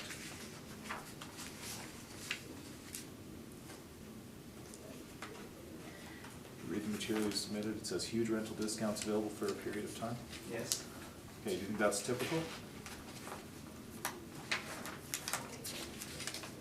I'm not sure. Okay, do you It think that- might be typical if maybe, no, actually, I'm not sure. No. Do you think that would give an investor a sense of confidence or a sense of uneasiness? Well, the current situation, the properties is transitioning from to something else. They're not going to look at some negative aspects of something and assume that it's going to be going into the future. Okay, would the actual vacancy in this building give somebody pause or cause for alarm? If it was chronic. Okay, and has the city captured the realities of the vacancy in this asset? We've used the market vacancy. Okay, and you've used the model expense ratio? Yes. So is it safe to say that all the inputs that the city has used to derive this assessment are based on modeling? Model, market. Sorry, which one? Model, the model, right? This is all Yes, model? the model is based off of Okay, market. those are my questions, thank you. Lori? I have no questions at this time, thank you. Cynthia? I do not either. Seeing that there was some work done post-reference, when would the sub come on this building? I guess it depends on when the renovations were finished. It would be effective when the renovations were finished. Which is, you already gave the date. You said Well, they were done. the ad is indicating in 2019. But like with regards to valuation, we try to value the current condition of the property, and that's why I put that information in there. But you haven't done the sub yet, No, but it's on its way. I'm gonna have to make note of it. Yeah, I'm not sure if we have it on our list of properties to inspect, but I will double check. I've got no questions. On to you, Much. Mr. Story. Okay, 4:15. 56 Longevin. So this is, whoops, let me grab my,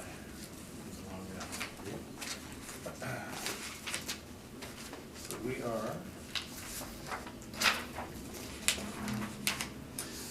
okay, so this asset, 2.5-story walk-up, 1968, 15 one-bedrooms, 12 two-bedrooms.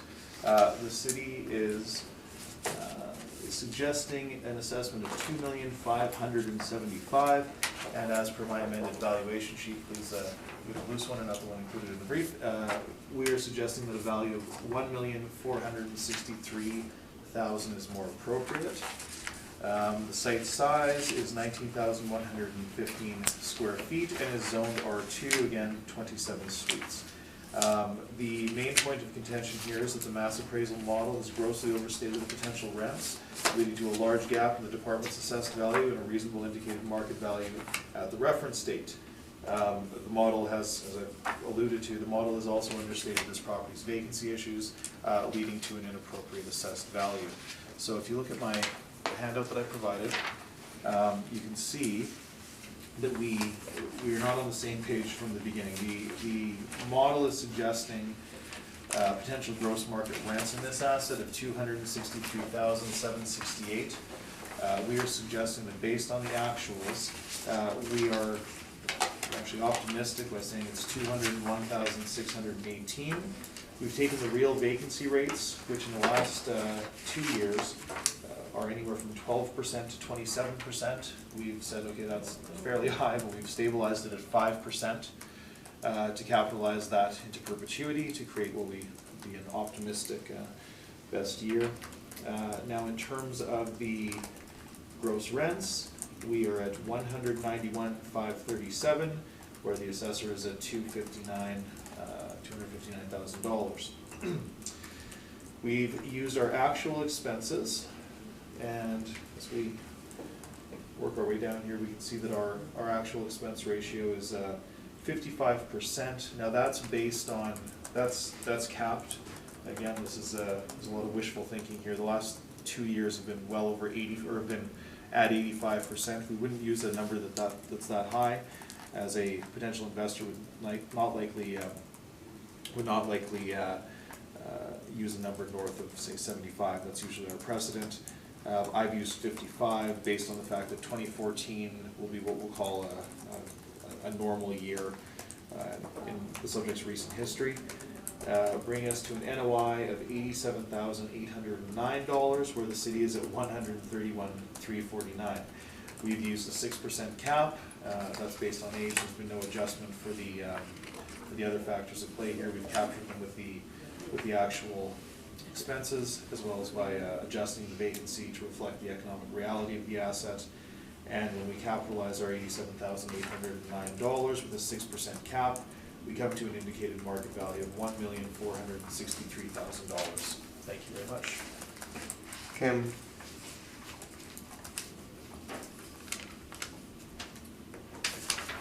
Do you know why the vacancy was so high in 16 and 17? No, I'm not sure. No, I don't know off the top of my head why it's so high, but these are the numbers, and that's just the reality. I don't know what's driving that. What I can say is it's an older building. It's in a very competitive market. There's a lot of apartment assets competing for tenants, so that might have some bearing on it, but nothing outside of that I would just be speculating. That would be all my questions. Cynthia? Well, that's where I was going to go with my question. Two questions in relation to the rentals. I know the rentals are post-reference, but so the rents, these actual rents, these are rents that were collected prior to the renovation.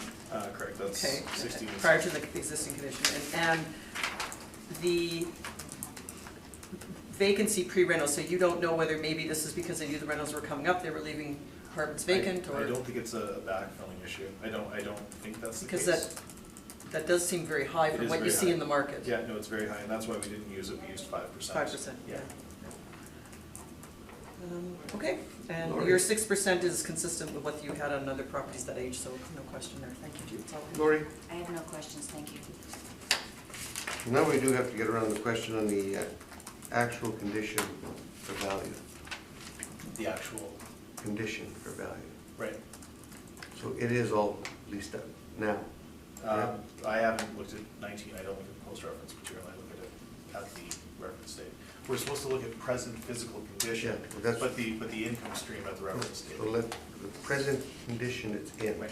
Yeah, so the interiors look, they look a bit to have been refreshed, sure.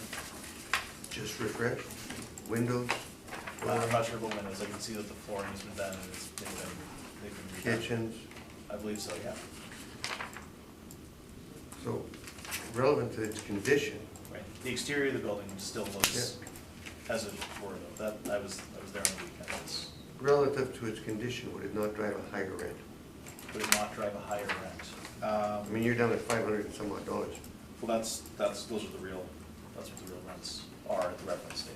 That's So- the reference date, but Right. not in the condition it's in today. The physical condition is not a. We are supposed to use physical condition. Physical condition, but that's not the economic, that's not how we. So how would you break that down to say that you can't use the physical condition? No, I'm saying the rents at the reference date are what they are, right?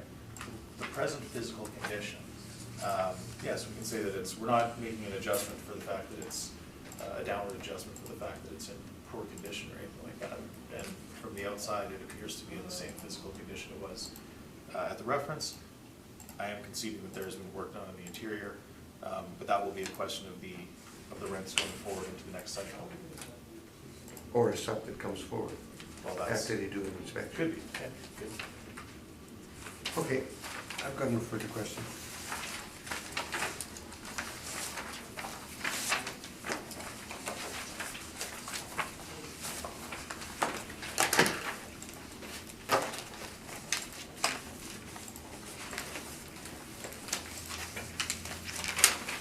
Mess up my computer.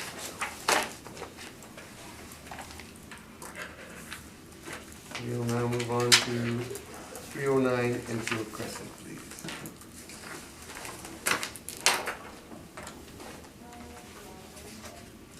The subject property is 309 Enfield.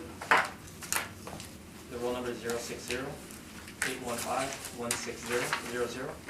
It's a residential apartment block that's 2 stories high, built in 1912, but we have an effective year built in 1965. It has 8 suites with 5 outdoor parking stalls.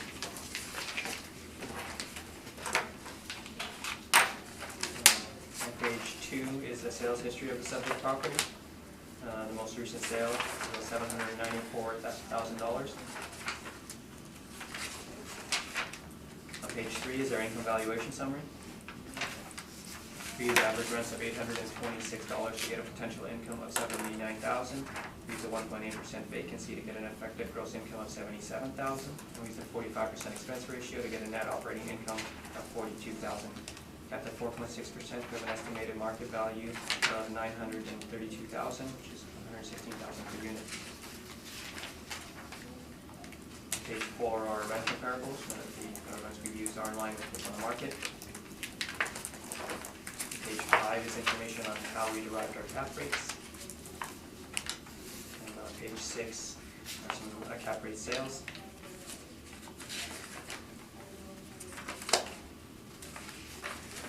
On page 8 is a picture of the subject property with its location.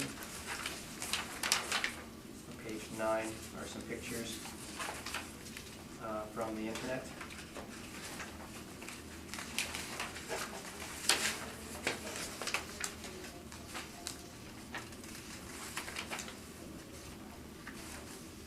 On page 10 is their income, their 2017 income and expenses, indicating their operating income is about $10,000. On page 11 is their 2015 income statement, which is indicating their income to be about $42,000.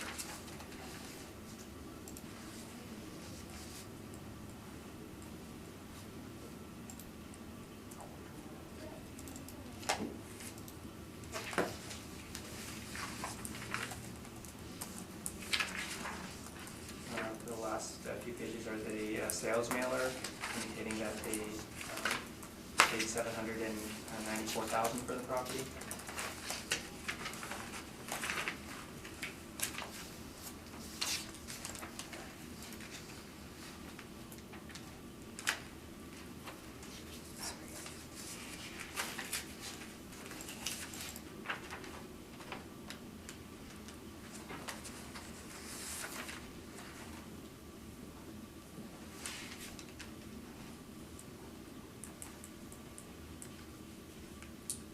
Their 2017 income of $10,000 isn't in line with the model, but their 2015 income of $42,000 is in line with what the model is estimated at $42,000, and the sale price in 2016 supports the assessed value of $932,000. So I actually maintain the assessed value at $932,000. Questions, Mr. Story? Yeah, okay. So that's Enfield and Marion, correct? It used to be that little seafoam green building. They renovated in 2012, is that right? Yep. Okay. So they rent out in 2012, and then they sell it in 2016. Okay. And now the current purchaser bought it, right, in 2016, they paid $794, and they stated it's in average condition, correct? Based on the sales memo, yeah. Okay, and you're using a 4.6 capitalization rate, and a vacancy rate of 1.8. Now, are all of these inputs modeled again? I believe they are, yes. Okay, so have you conducted a review of this site-specific property? Have you looked at this property individually, outside of the parameters of the model? Yeah, their 2017 income is, they're indicating it to be $10,000. I'm not sure how stable that is, but the 2015 income is about $42,000, which is in line with the model. Did you notice that the 2016 statement is only from May to December? I think that's why. That would be why, right? Yeah, that's why there was. But you have 17. Yeah, correct? 17 and 15. Okay, did you notice anything atypical about the vacancy in 2017? It seems high. It's 20%. So did you adjust the modeled 1.8% to capture that reality, or did you just rely on the model?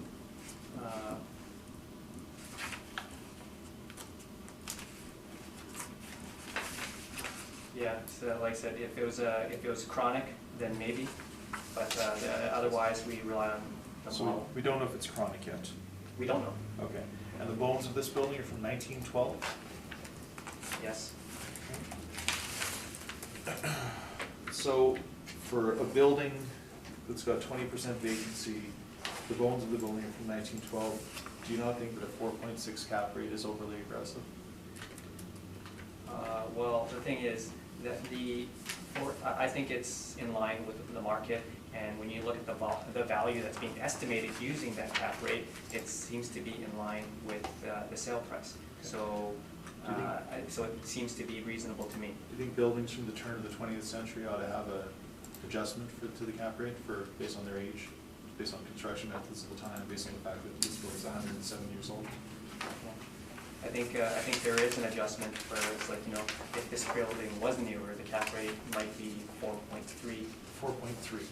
Or maybe 4.1. So I think there has been an adjustment made. And do you think that older buildings ought to have a higher modeled expense ratio? Do you not agree that it's more expensive to an owner to? Typically. Typically, okay. Okay. All right, and now these rent comps that you've used, are any of these buildings built in 1912, or are they from the 60s and 50s? 60s and 50s? They're just from, okay, so you don't have anything from the turn of the 20th century? No. Okay, and again, your cap rate is lower than the brokers, significantly lower, is that correct? It is lower than what the other brokers are indicating. Okay. All right, those are my questions, thank you. Cynthia? Just on your cap, so this building has an effective age, you've got it listed at 65, and you've got a 4.6% cap, and then most of the other buildings that we've seen today, you had several here that we've seen several here today that were 1968 and they had a 5.1 cap, so I'm trying to figure out, they're actually newer than this, Yeah. than this effective age. Yeah, So- this one falls into the smaller building category, which Okay, is so 6,000. because it's this 6,000. size thing Yeah, again, yeah, alright. yeah, I think if you'll notice that, if you go back to those other properties, It's only got 8 apartments, yeah. I would say that they were bigger. So, all right, that's all I have, thanks. Lori? I have no questions. I've got no questions. On with your presentation, Mr. Stewart. Thank you very much. Okay, so again, we're at 309 Enfield. This is an older building that was rehabbed in 2012. The city is suggesting a value of $932,000. We're suggesting $645,000. It's got 8 units, 4 one-bedrooms, 4 two-bedrooms. Again, that's the northwest corner of Marion and Enfield, 2.5 stories.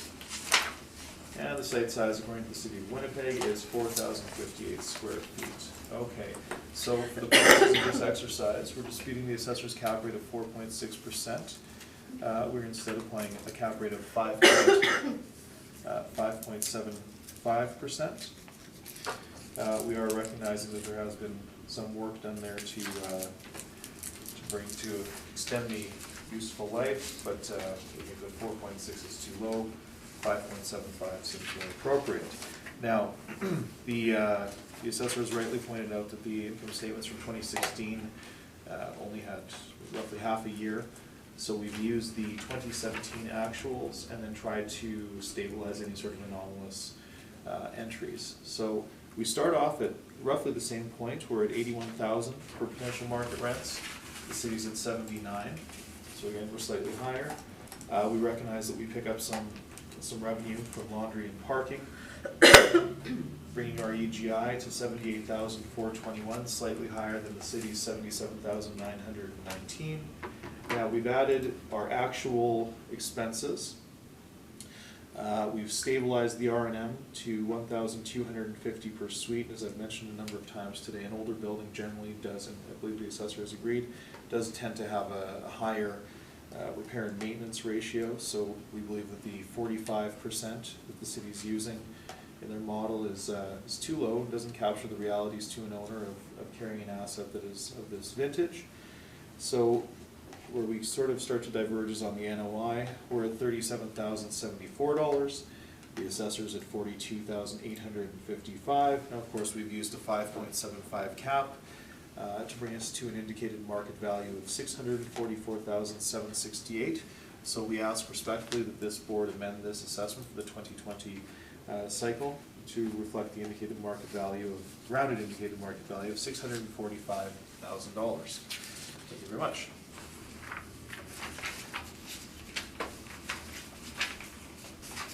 Cam? I was just wondering, like, in your evaluation of $644,000, did you take into consideration that the owner bought it for $794,000? No, we are valuing the income stream in place, so no, we're not. Not to say that it isn't an indication of what somebody would pay for it. Somebody did pay that for it, but we also don't know. We don't know what any financing terms or anything like that, so that can become a longer discussion. But no, we are valuing the income stream in place on the reference date. Okay. There's also a principle of anticipation there, so it's not doesn't surprise me, but we can also probably agree that one of the underlying postulates of valuation theory is that you can't necessarily buy value. So certainly what the owner paid does give us an indication of the market, but it's not necessarily the number for the purpose of this valuation. That would be all my questions. Lori? This is kind of a general question. Do we know how much apartments of this sort of size and vintage increased since the last cycle? Sorry, you're asking me? What? Well, I guess I'm. Oh, sure. Yeah. Well, I mean, it depends. We don't have a ton of sales of smaller apartments. I know that the city generally is indicating, I mean, it's not, I don't know how the inner workings of their modeling works in terms of year-over-year increases. I'm seeing roughly what, Ken, 5% per year.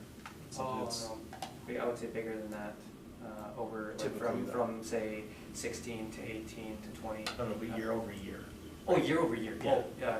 10 yeah. to 12% would be. Yeah, in typical this what we're case, seeing. year over year from 18 to 20 is about 7.5%.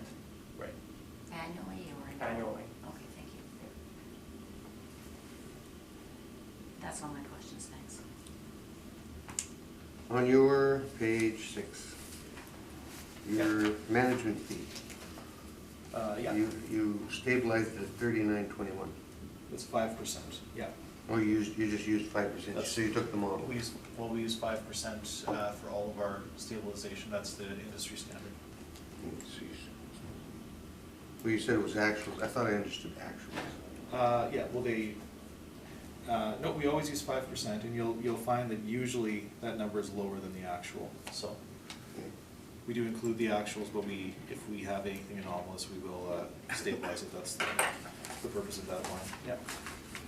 And you stabilized this suite expenses at 12.50, At 12.50, yeah. And I guess the city had it at 12.24? The number wasn't there. The city doesn't give us that number. No. No, we don't have a The city just management line. models an expense ratio, and Yeah. that's supposed to They capture came up with everything. their model came up with 45%. Yeah. Okay, You forgot me, then I'm good. did I forget you? Yeah, but I'm good. I thought I'd answered No, it. my question was about the sale and your value being so much lower, but you answered that, so thanks. Thank you. So we don't have to ask questions. See, I knew that. No, was see, something no, you right. knew I didn't have one, that's That's what you right. were prescient there. Let's move on to 354 Enfield Crescent.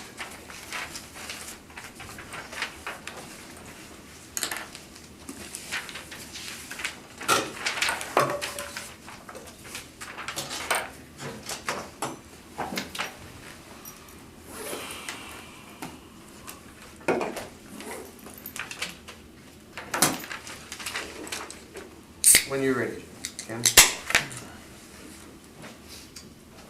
The subject property is 354 Enfield. The roll number is 060-804-45000. It's a residential apartment block that's 2 stories high. It was built in 1964 and has 16 suites with 15 outdoor parking stalls.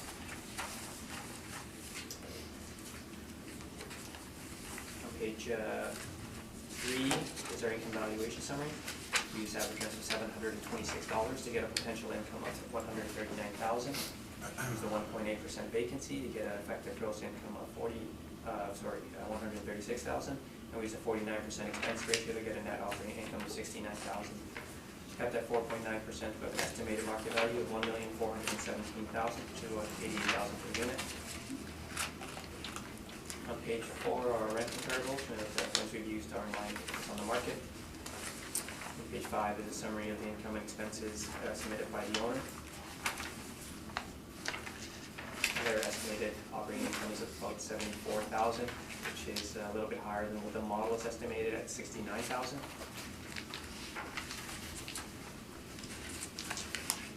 Page 6 and 7 is information on how we derive our cap rates and cap rate sales. On page 9 are some pictures of the subject property with its location.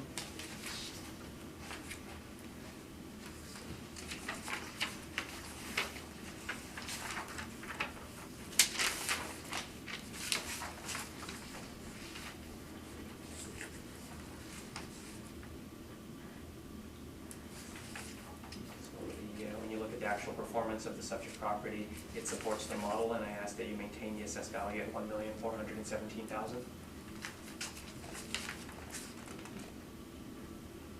Questions? Yes, thank you. Okay. So again, this asset is built in 1964, and its effective year is 1964, correct? Yes. And it is Class D construction. Yes. Okay. Now, okay, so you've got an average monthly rent per unit. Did you conduct a site-specific analysis of this asset? I looked at their actual income and expenses, and their estimated operating income is in line with the model. Okay, but the actual average monthly rent per unit is $715, right? Yes. Okay. So that would affect our potential gross market rents, wouldn't it? I think it would. It would, right? Okay. And the cap rate is modeled, is that correct? Yes. Okay, so something that I'm seeing that's sort of odd today is that we've got an expense rate of 49.29. So that's modeled, I'm guessing, because it's a sort of an odd number, correct? Yes. Okay, so how does the model capture the fact that a building that's substantially older ought to have a higher expense ratio? Or how does the model derive this expense rate for this He's asset? given you a higher expense ratio than you've I got. don't know, I'm just, okay. You just would. Well, I'm talking about the model, but okay. Good point. Don't argue too long. Threw myself in there. Okay, no, that's fair. No, I just like to point out that there's inconsistencies in the model, but that's fair. No. I don't like it. I don't like it when I guess I prefer to think of the model as being consistent. Like we have the attributes of of all the properties, and so we apply it. I would say equally to. So if we have You think it's just bang on, right? No, I don't. I don't think it's bang on. But what I'm saying is that like we do treat properties, I would say, very consistently. So if somebody says the opposite, I'd probably. And I am using a 47.5%. I wouldn't agree. Expense ratio, you're right, so that's fair. Okay. Okay, so let's go to your income and expense summary. Now you're using again the income from 17, but in the past, today you've used, you've stabilized the expenses from 15 to 17, but now you've done 16 to 17. Can you tell me why that is? I might have. I think I might have made a mistake with my, you know what I mean? Yeah, I might have made a mistake recalculated with it, that. and we actually come to 67,000, which is, the model is at 67,500, I'm at 64,000. So I just want to make sure that we're not suggesting that the stabilized NOI ought to be 74,000. Okay, and again, your modeled cap rate is much lower than the brokers, that's correct?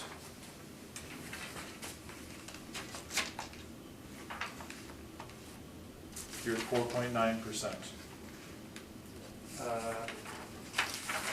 It is. Okay. And would we consider this a low-rise A or a low-rise B? Just in your mind.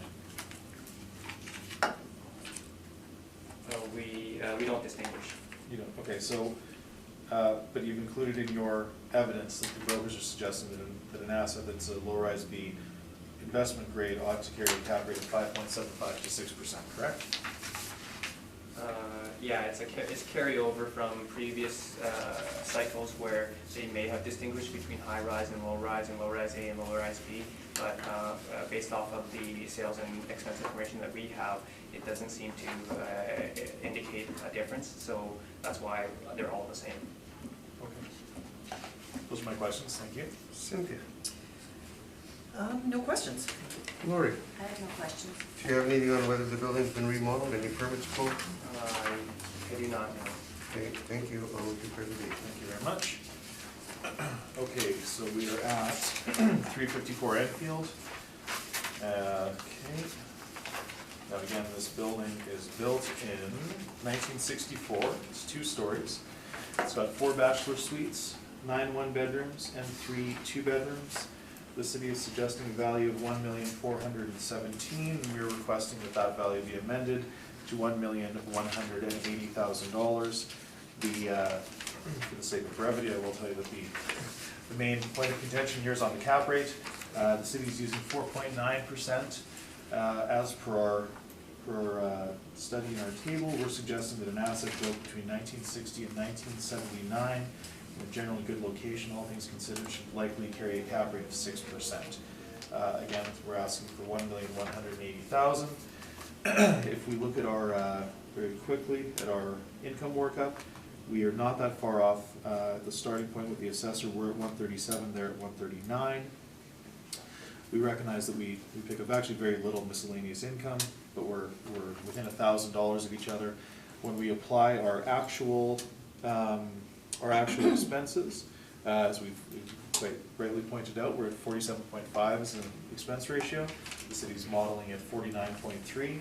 So we actually end up with a slightly higher NOI at 70,827. The city's at 69,454. And again, the material difference is that the city has used a cap rate of 4.9%. We're saying that's aggressively low. And that a more appropriate cap rate should be 6%. So again, I ask respectfully that this board amend this assessment to $1,180,000. Thank you very much. Cam, questions? No questions. Cynthia, questions? No questions. Lori, questions? No questions. I've got no questions. Let's move on to the next property, Fort Carrier.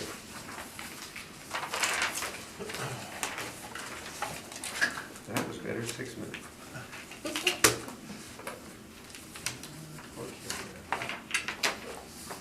When you're ready, Cam. The subject property is Ford Carrier, the roll number is 080-000-03500.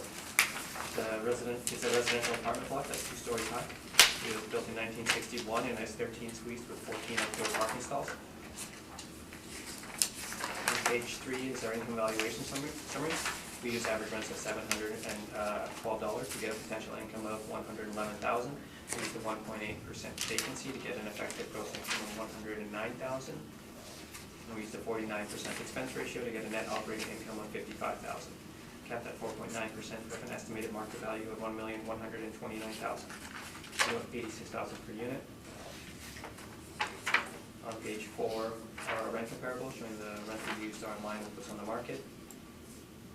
On page 5 is a summary of the income and expenses submitted by the owner. Their estimated operating income is about $58,000, which is a little bit higher than what the model is estimated at $55,000.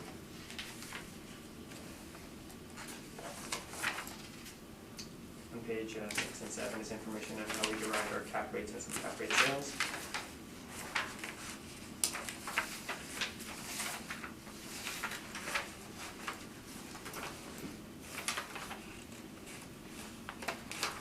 Page 9 is a picture of the subject property with its limitation.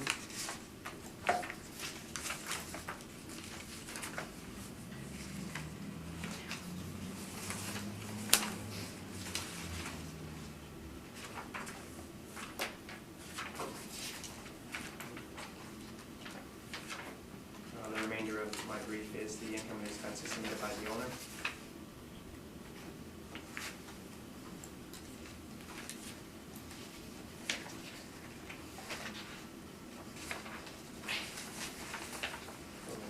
Once again, when you look at the actual performance of the subject property, it supports the model, and I ask you maintain the assessed value at $1,129,000.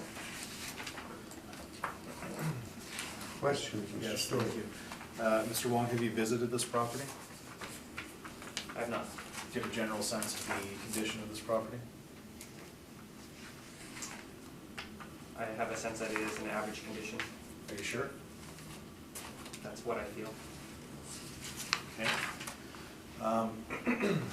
Okay. Now it was built in 61, effective year is 61, and it's Class D construction, correct? Yes. Okay. Now in 2016, the city used a 5 1/4 cap. In 2018, the city used a 5 1/4 cap.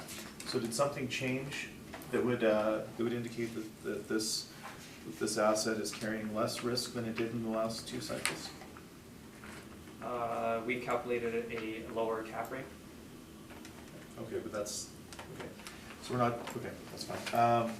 Okay, now, let's see here.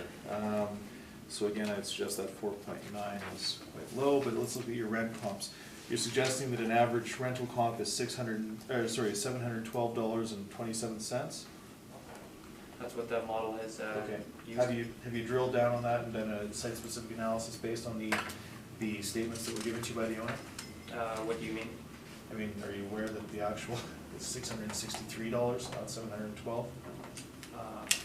And I think it's like the model is trying to estimate the operating income, and I believe that in this particular case, it's actually done a good job of it. Okay, but and now, did the model pick the rent comps?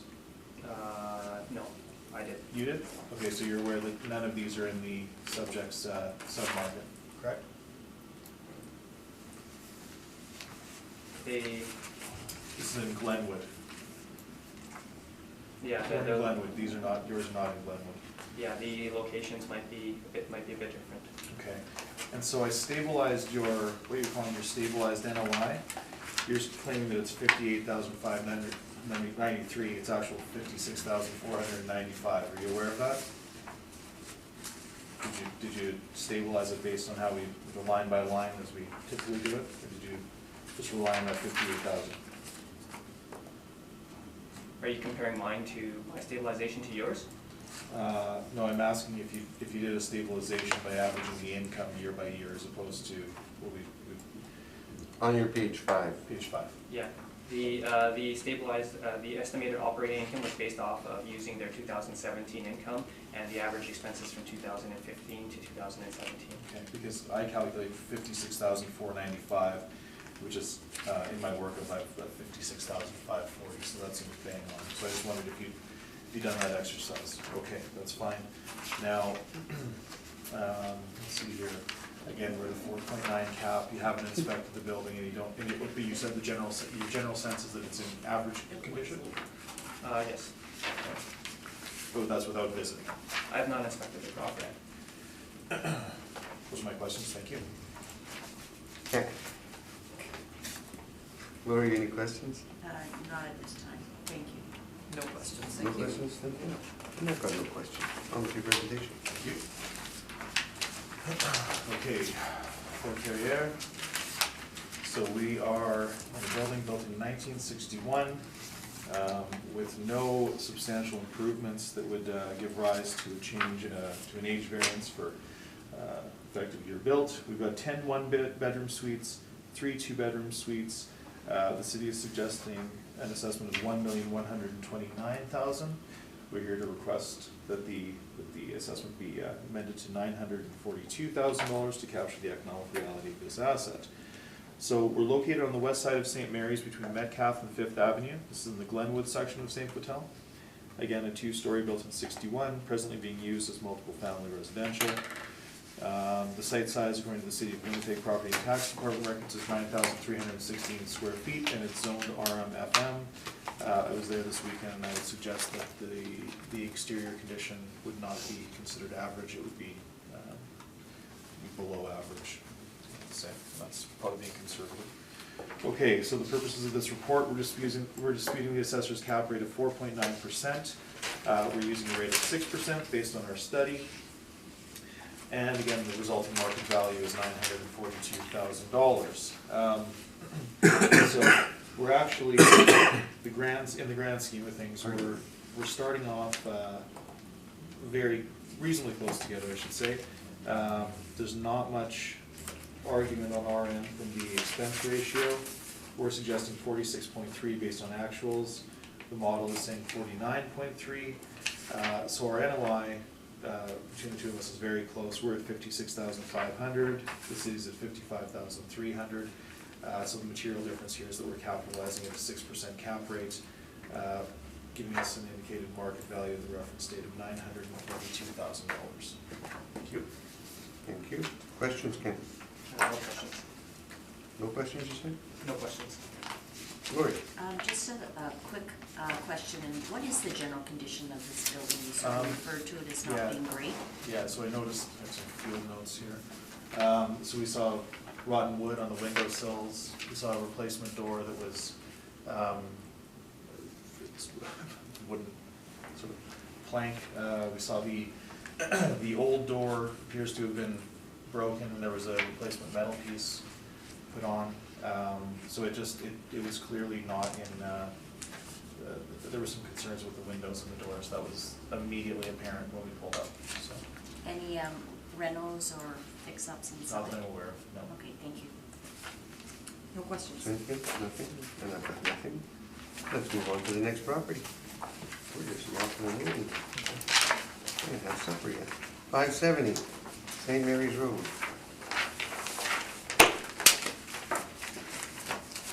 Oh, sure. Go ahead, Kim, when you're ready. Okay. You're going for burden of proof on this one. Yeah, the subject property is 570 St. Mary's Road. The roll number is 080-004-81000. And yeah, we are seeking non-cooperation for this property. Tell us why. We requested income and expense information from the property owner, and we did not receive any. It's on page 8 and 9 is the request that we sent out.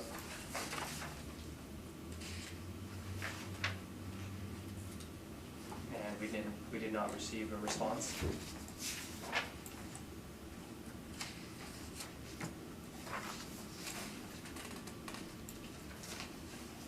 Because the owner did not respond, we request that the burden of proof be placed on the applicant for non-cooperation.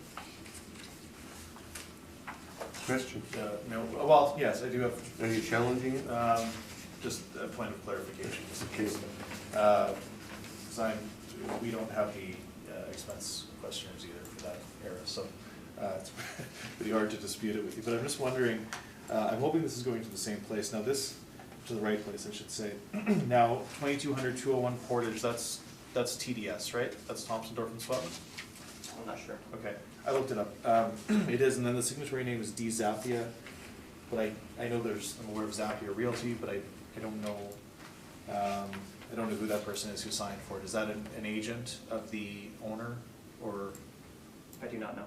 Okay, that's fair enough. No, I can't dispute it because I don't have the info either, but we should Then you go probably- first. It's fine. Thanks.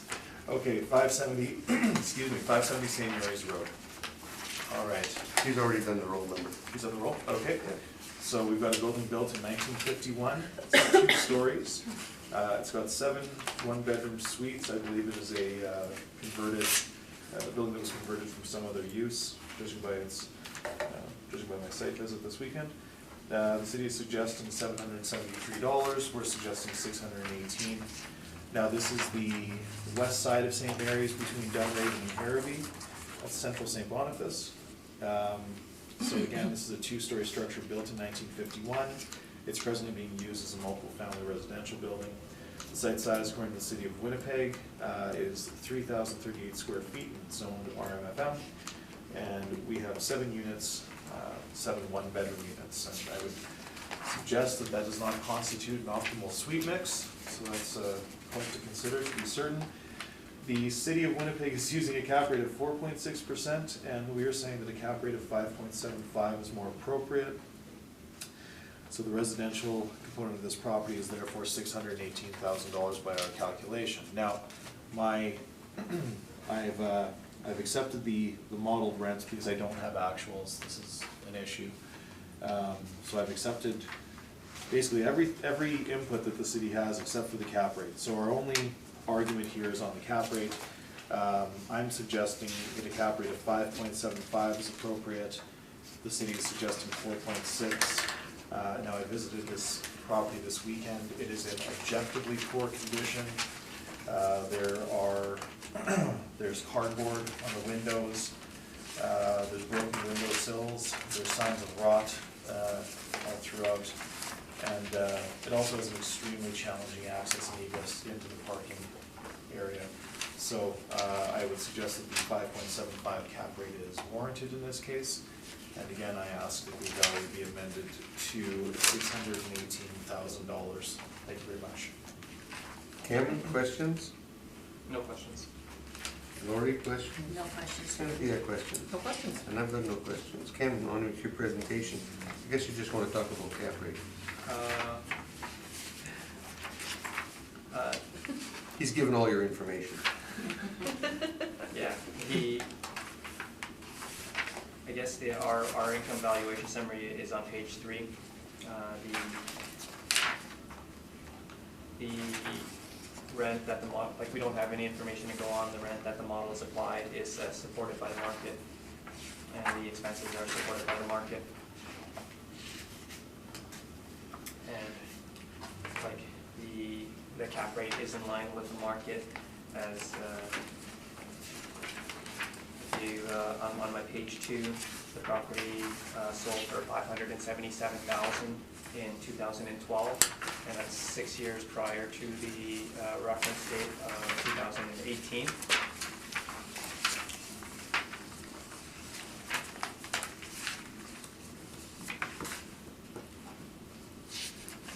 So I feel that the model is supported by the market, and the model is also supported by the 2012 sale of $577,000.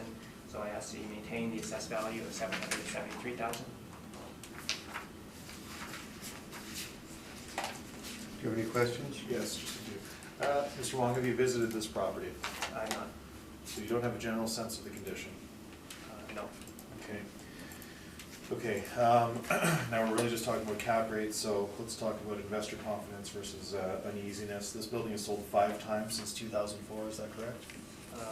It appears so, yes, or If six you- times. 6 times, okay, so if you were an investor. No, 5 times, sorry. Okay, that sold a bunch of times since 2004. If you're an investor, would that give you a sense of confidence or a sense of uneasiness?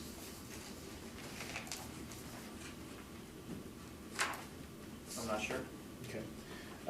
Now, in the city's income, the approach to income value, valuing income producing properties, one of the factors that would limit income is inappropriate suite mix.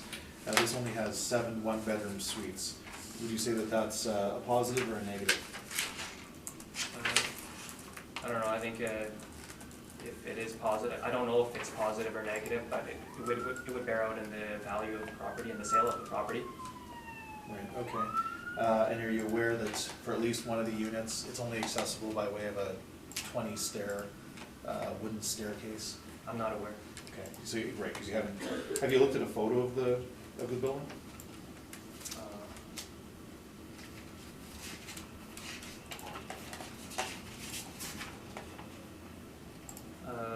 Just what's on Street View Okay. and our internal overhead view. Okay, okay, and again, this cap rate is lower than the brokers, and they're using investment-grade properties. Would you suggest that this is an investment-grade property? This is not an investment grade property. It's not, okay, so it should be higher than. No, I wouldn't say that either. No, you wouldn't, okay. And would you say that a market value per suite of $110,000 is appropriate for this asset? Yeah, considering that it sold for very similar to that in 2012, 6 years prior to the reference date. It sold 5 times since 2004. Okay, those are my questions, thank you. Cynthia? No questions. No questions, Stacy? Oh, you guys are quick. Cam, I have a question. Yes. 2012 it sold. Yeah. Do we know what the tax bill is being sent to? I do not know. After this long a period, do you think it's, maybe deserves a little bit of checking to see if he's getting this paper? I mean, 12, 13, 14? Usually, but the thing is, usually they're paying their tax bills. I would say almost all the time, their tax bill and their assessment notice is the same. And so I mean, if they haven't been paying their taxes, they're gonna get notice. Yeah, after 3 years. Exactly. But it just seems Going to a law strange office. that, Yeah, it appears to be going to a law office, but I'm not sure if it's, maybe that's an old address on file, I'm not sure. It's certainly atypical. I would ask that the city look into it and maybe. you might want to just look, give it a call and say, hey, is this your address? Well, I don't mind penalizing a guy, but Yeah. Well, the thing is, I guess we would probably likely need to do that for, I guess, anybody that doesn't respond to our request for information. It would, I'm not saying that I don't want to do it, it's saying that it would be fairly for one property owner, I'll do that for you right now. But in the grand scheme of things, it would be maybe a difficult for us to do. And the thing is, it's the property owners do have some responsibility in terms of making sure that their mailing address is up to date with us. And the thing is, we have no problems with sending it anymore. I take it it's never been appealed before this property since it's been purchased. As far as I know, there have been no appeals until this year. This might be his wake-up call. This might be the. But you were just saying that normally the tax bill address and the assessment notice address are the same? Yeah, Yes. I would say Yeah. a large majority of the time. Yeah, and if he's not paid it, Yeah. Yeah, they're gonna. he'll find out real quick now. Yeah. Okay, thank you very much. That concludes that matter. Let's deal with the last one, which will be 21 Moreau Avenue.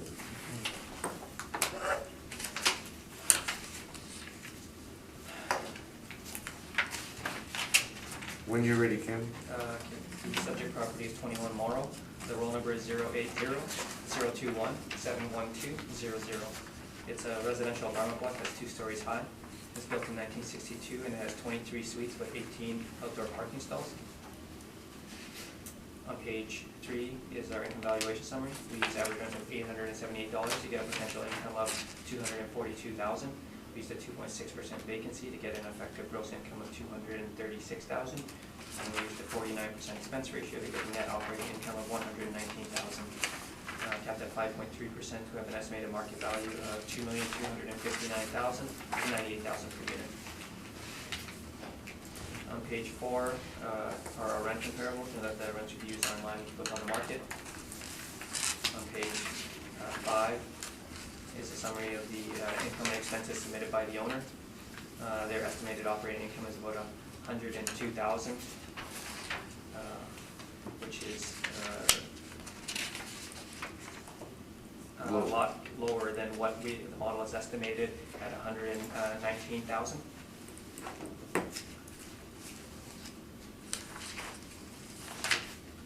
On page 6 and 7 are the income is information on how we derived our cap rates and some cap rate sales.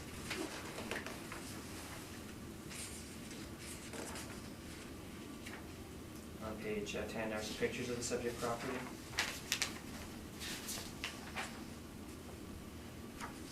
And they were indicating that there were some renovations that took place in 2016.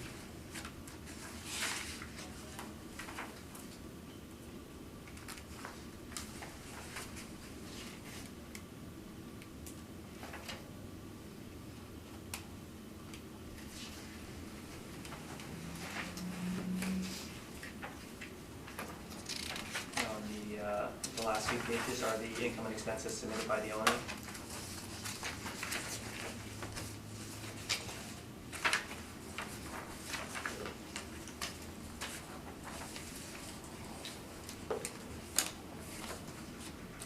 And on my last page 15 are market rents from CMHC.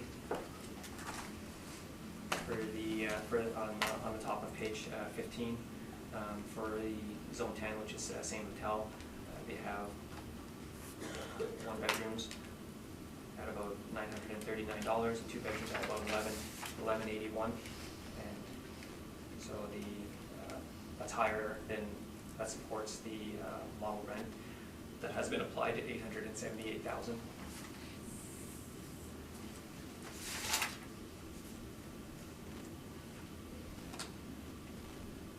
So the model appears a bit high, but in this particular case, the property seems to be moving to a different place in terms of its performance, and for now, the model is supported by the market, and I asked they maintain the assessed value at $2,259,000.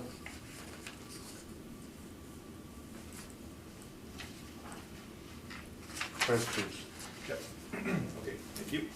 Okay, so again, built in 62, effective age is 62, and it's wood frame construction, correct? Yes. Okay. Now, because we're here to do a site-specific analysis. Have you looked at that average monthly rent that's being modeled and checked to see if it's appropriate based on what the income and expense mailers are telling you? It is higher. The model is higher. Right. But it is changing, and so when we have a little bit more information, then it may warrant some Right, well, you actually have the new reality, and that's how we value this thing. So, so there's renovations in 2016, correct? They're saying it was renovated in 2016. Okay. So if we look at the potential gross rents in 16, they're higher than 18, or sorry, than 15, correct? Yes. Okay, so if we look at those, what we'll call call it the pre-rental rent, that's $660 a month. But if we look at 2017, when the renovations have been completed, we're at $756 a month. So isn't that $878 particularly high?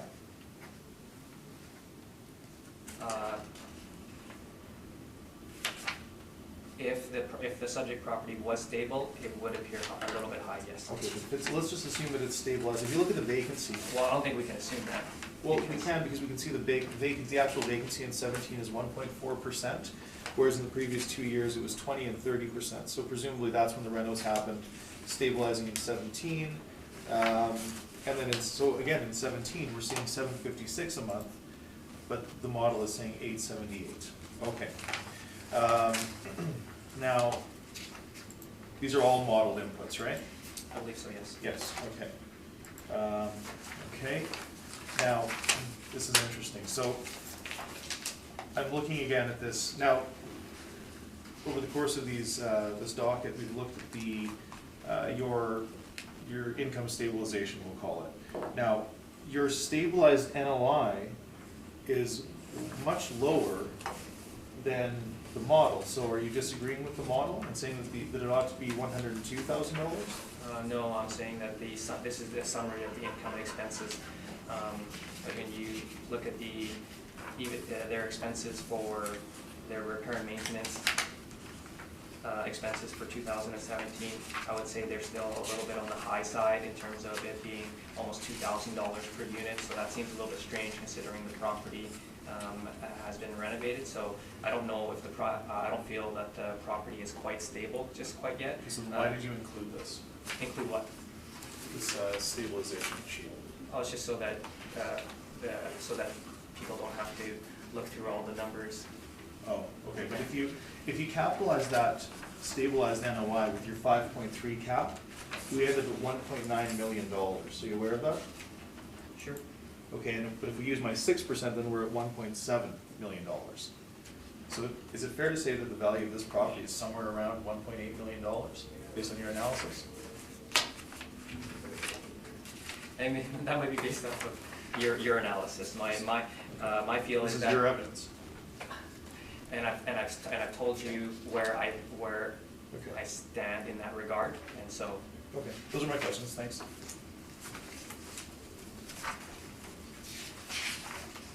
You got your questions? Cynthia? I think I'm okay, thank you. Lori? I'm good too, And I'm thank you. good. Oh, good, appreciate it. All right. 2140. So, again, the building was built in 1962, 2.5 stories, 14 one-bedrooms, 9 two-bedrooms. The city is suggesting a value of $2,259,000. We're suggesting that a value of $1,792,000 is more appropriate. The total gross floor area is approximately 22,692 square feet, and there's adequate parking without 18 outdoor parking stalls. The site size, according to the records of the Property and Taxation Department, is 18,850 square feet, and we're zoned RMFM for multiple family. Now, the city, again, is using a 5.3 cap, and we are instead applying a cap rate of 6% based on our study, and that's for assets built between 1960 and 1979. And so the resulting market value is therefore $1,792,000. Okay, so if you come with me to my income workup on page 6, You can see that we have not considered the pre-renovation rents in order to develop our stabilized year. We understand that going forward that there's a new economic reality. We've done some work to the interiors to generate higher rents. And so our potential market gross rents are $211,580, where the city is modeled at $242,386, which seems disproportionately high. Again, our EGI is now $215 and $315 once we account for the extra revenue that we've picked up by way of parking and laundry. We've added our actual expenses. We've stabilized our R&M to $1,400 per suite, which is well in line with the market average, and that stabilizes the large expenditures during the renovation period. The city is using a 49.3 expense ratio. We're saying that it's 50.1 based on actuals that have been stabilized. And we've capitalized our resulting NOI of $107,501 with a 6% cap rate, leading us to a indicated market value of $1,792,000. Thank you very much.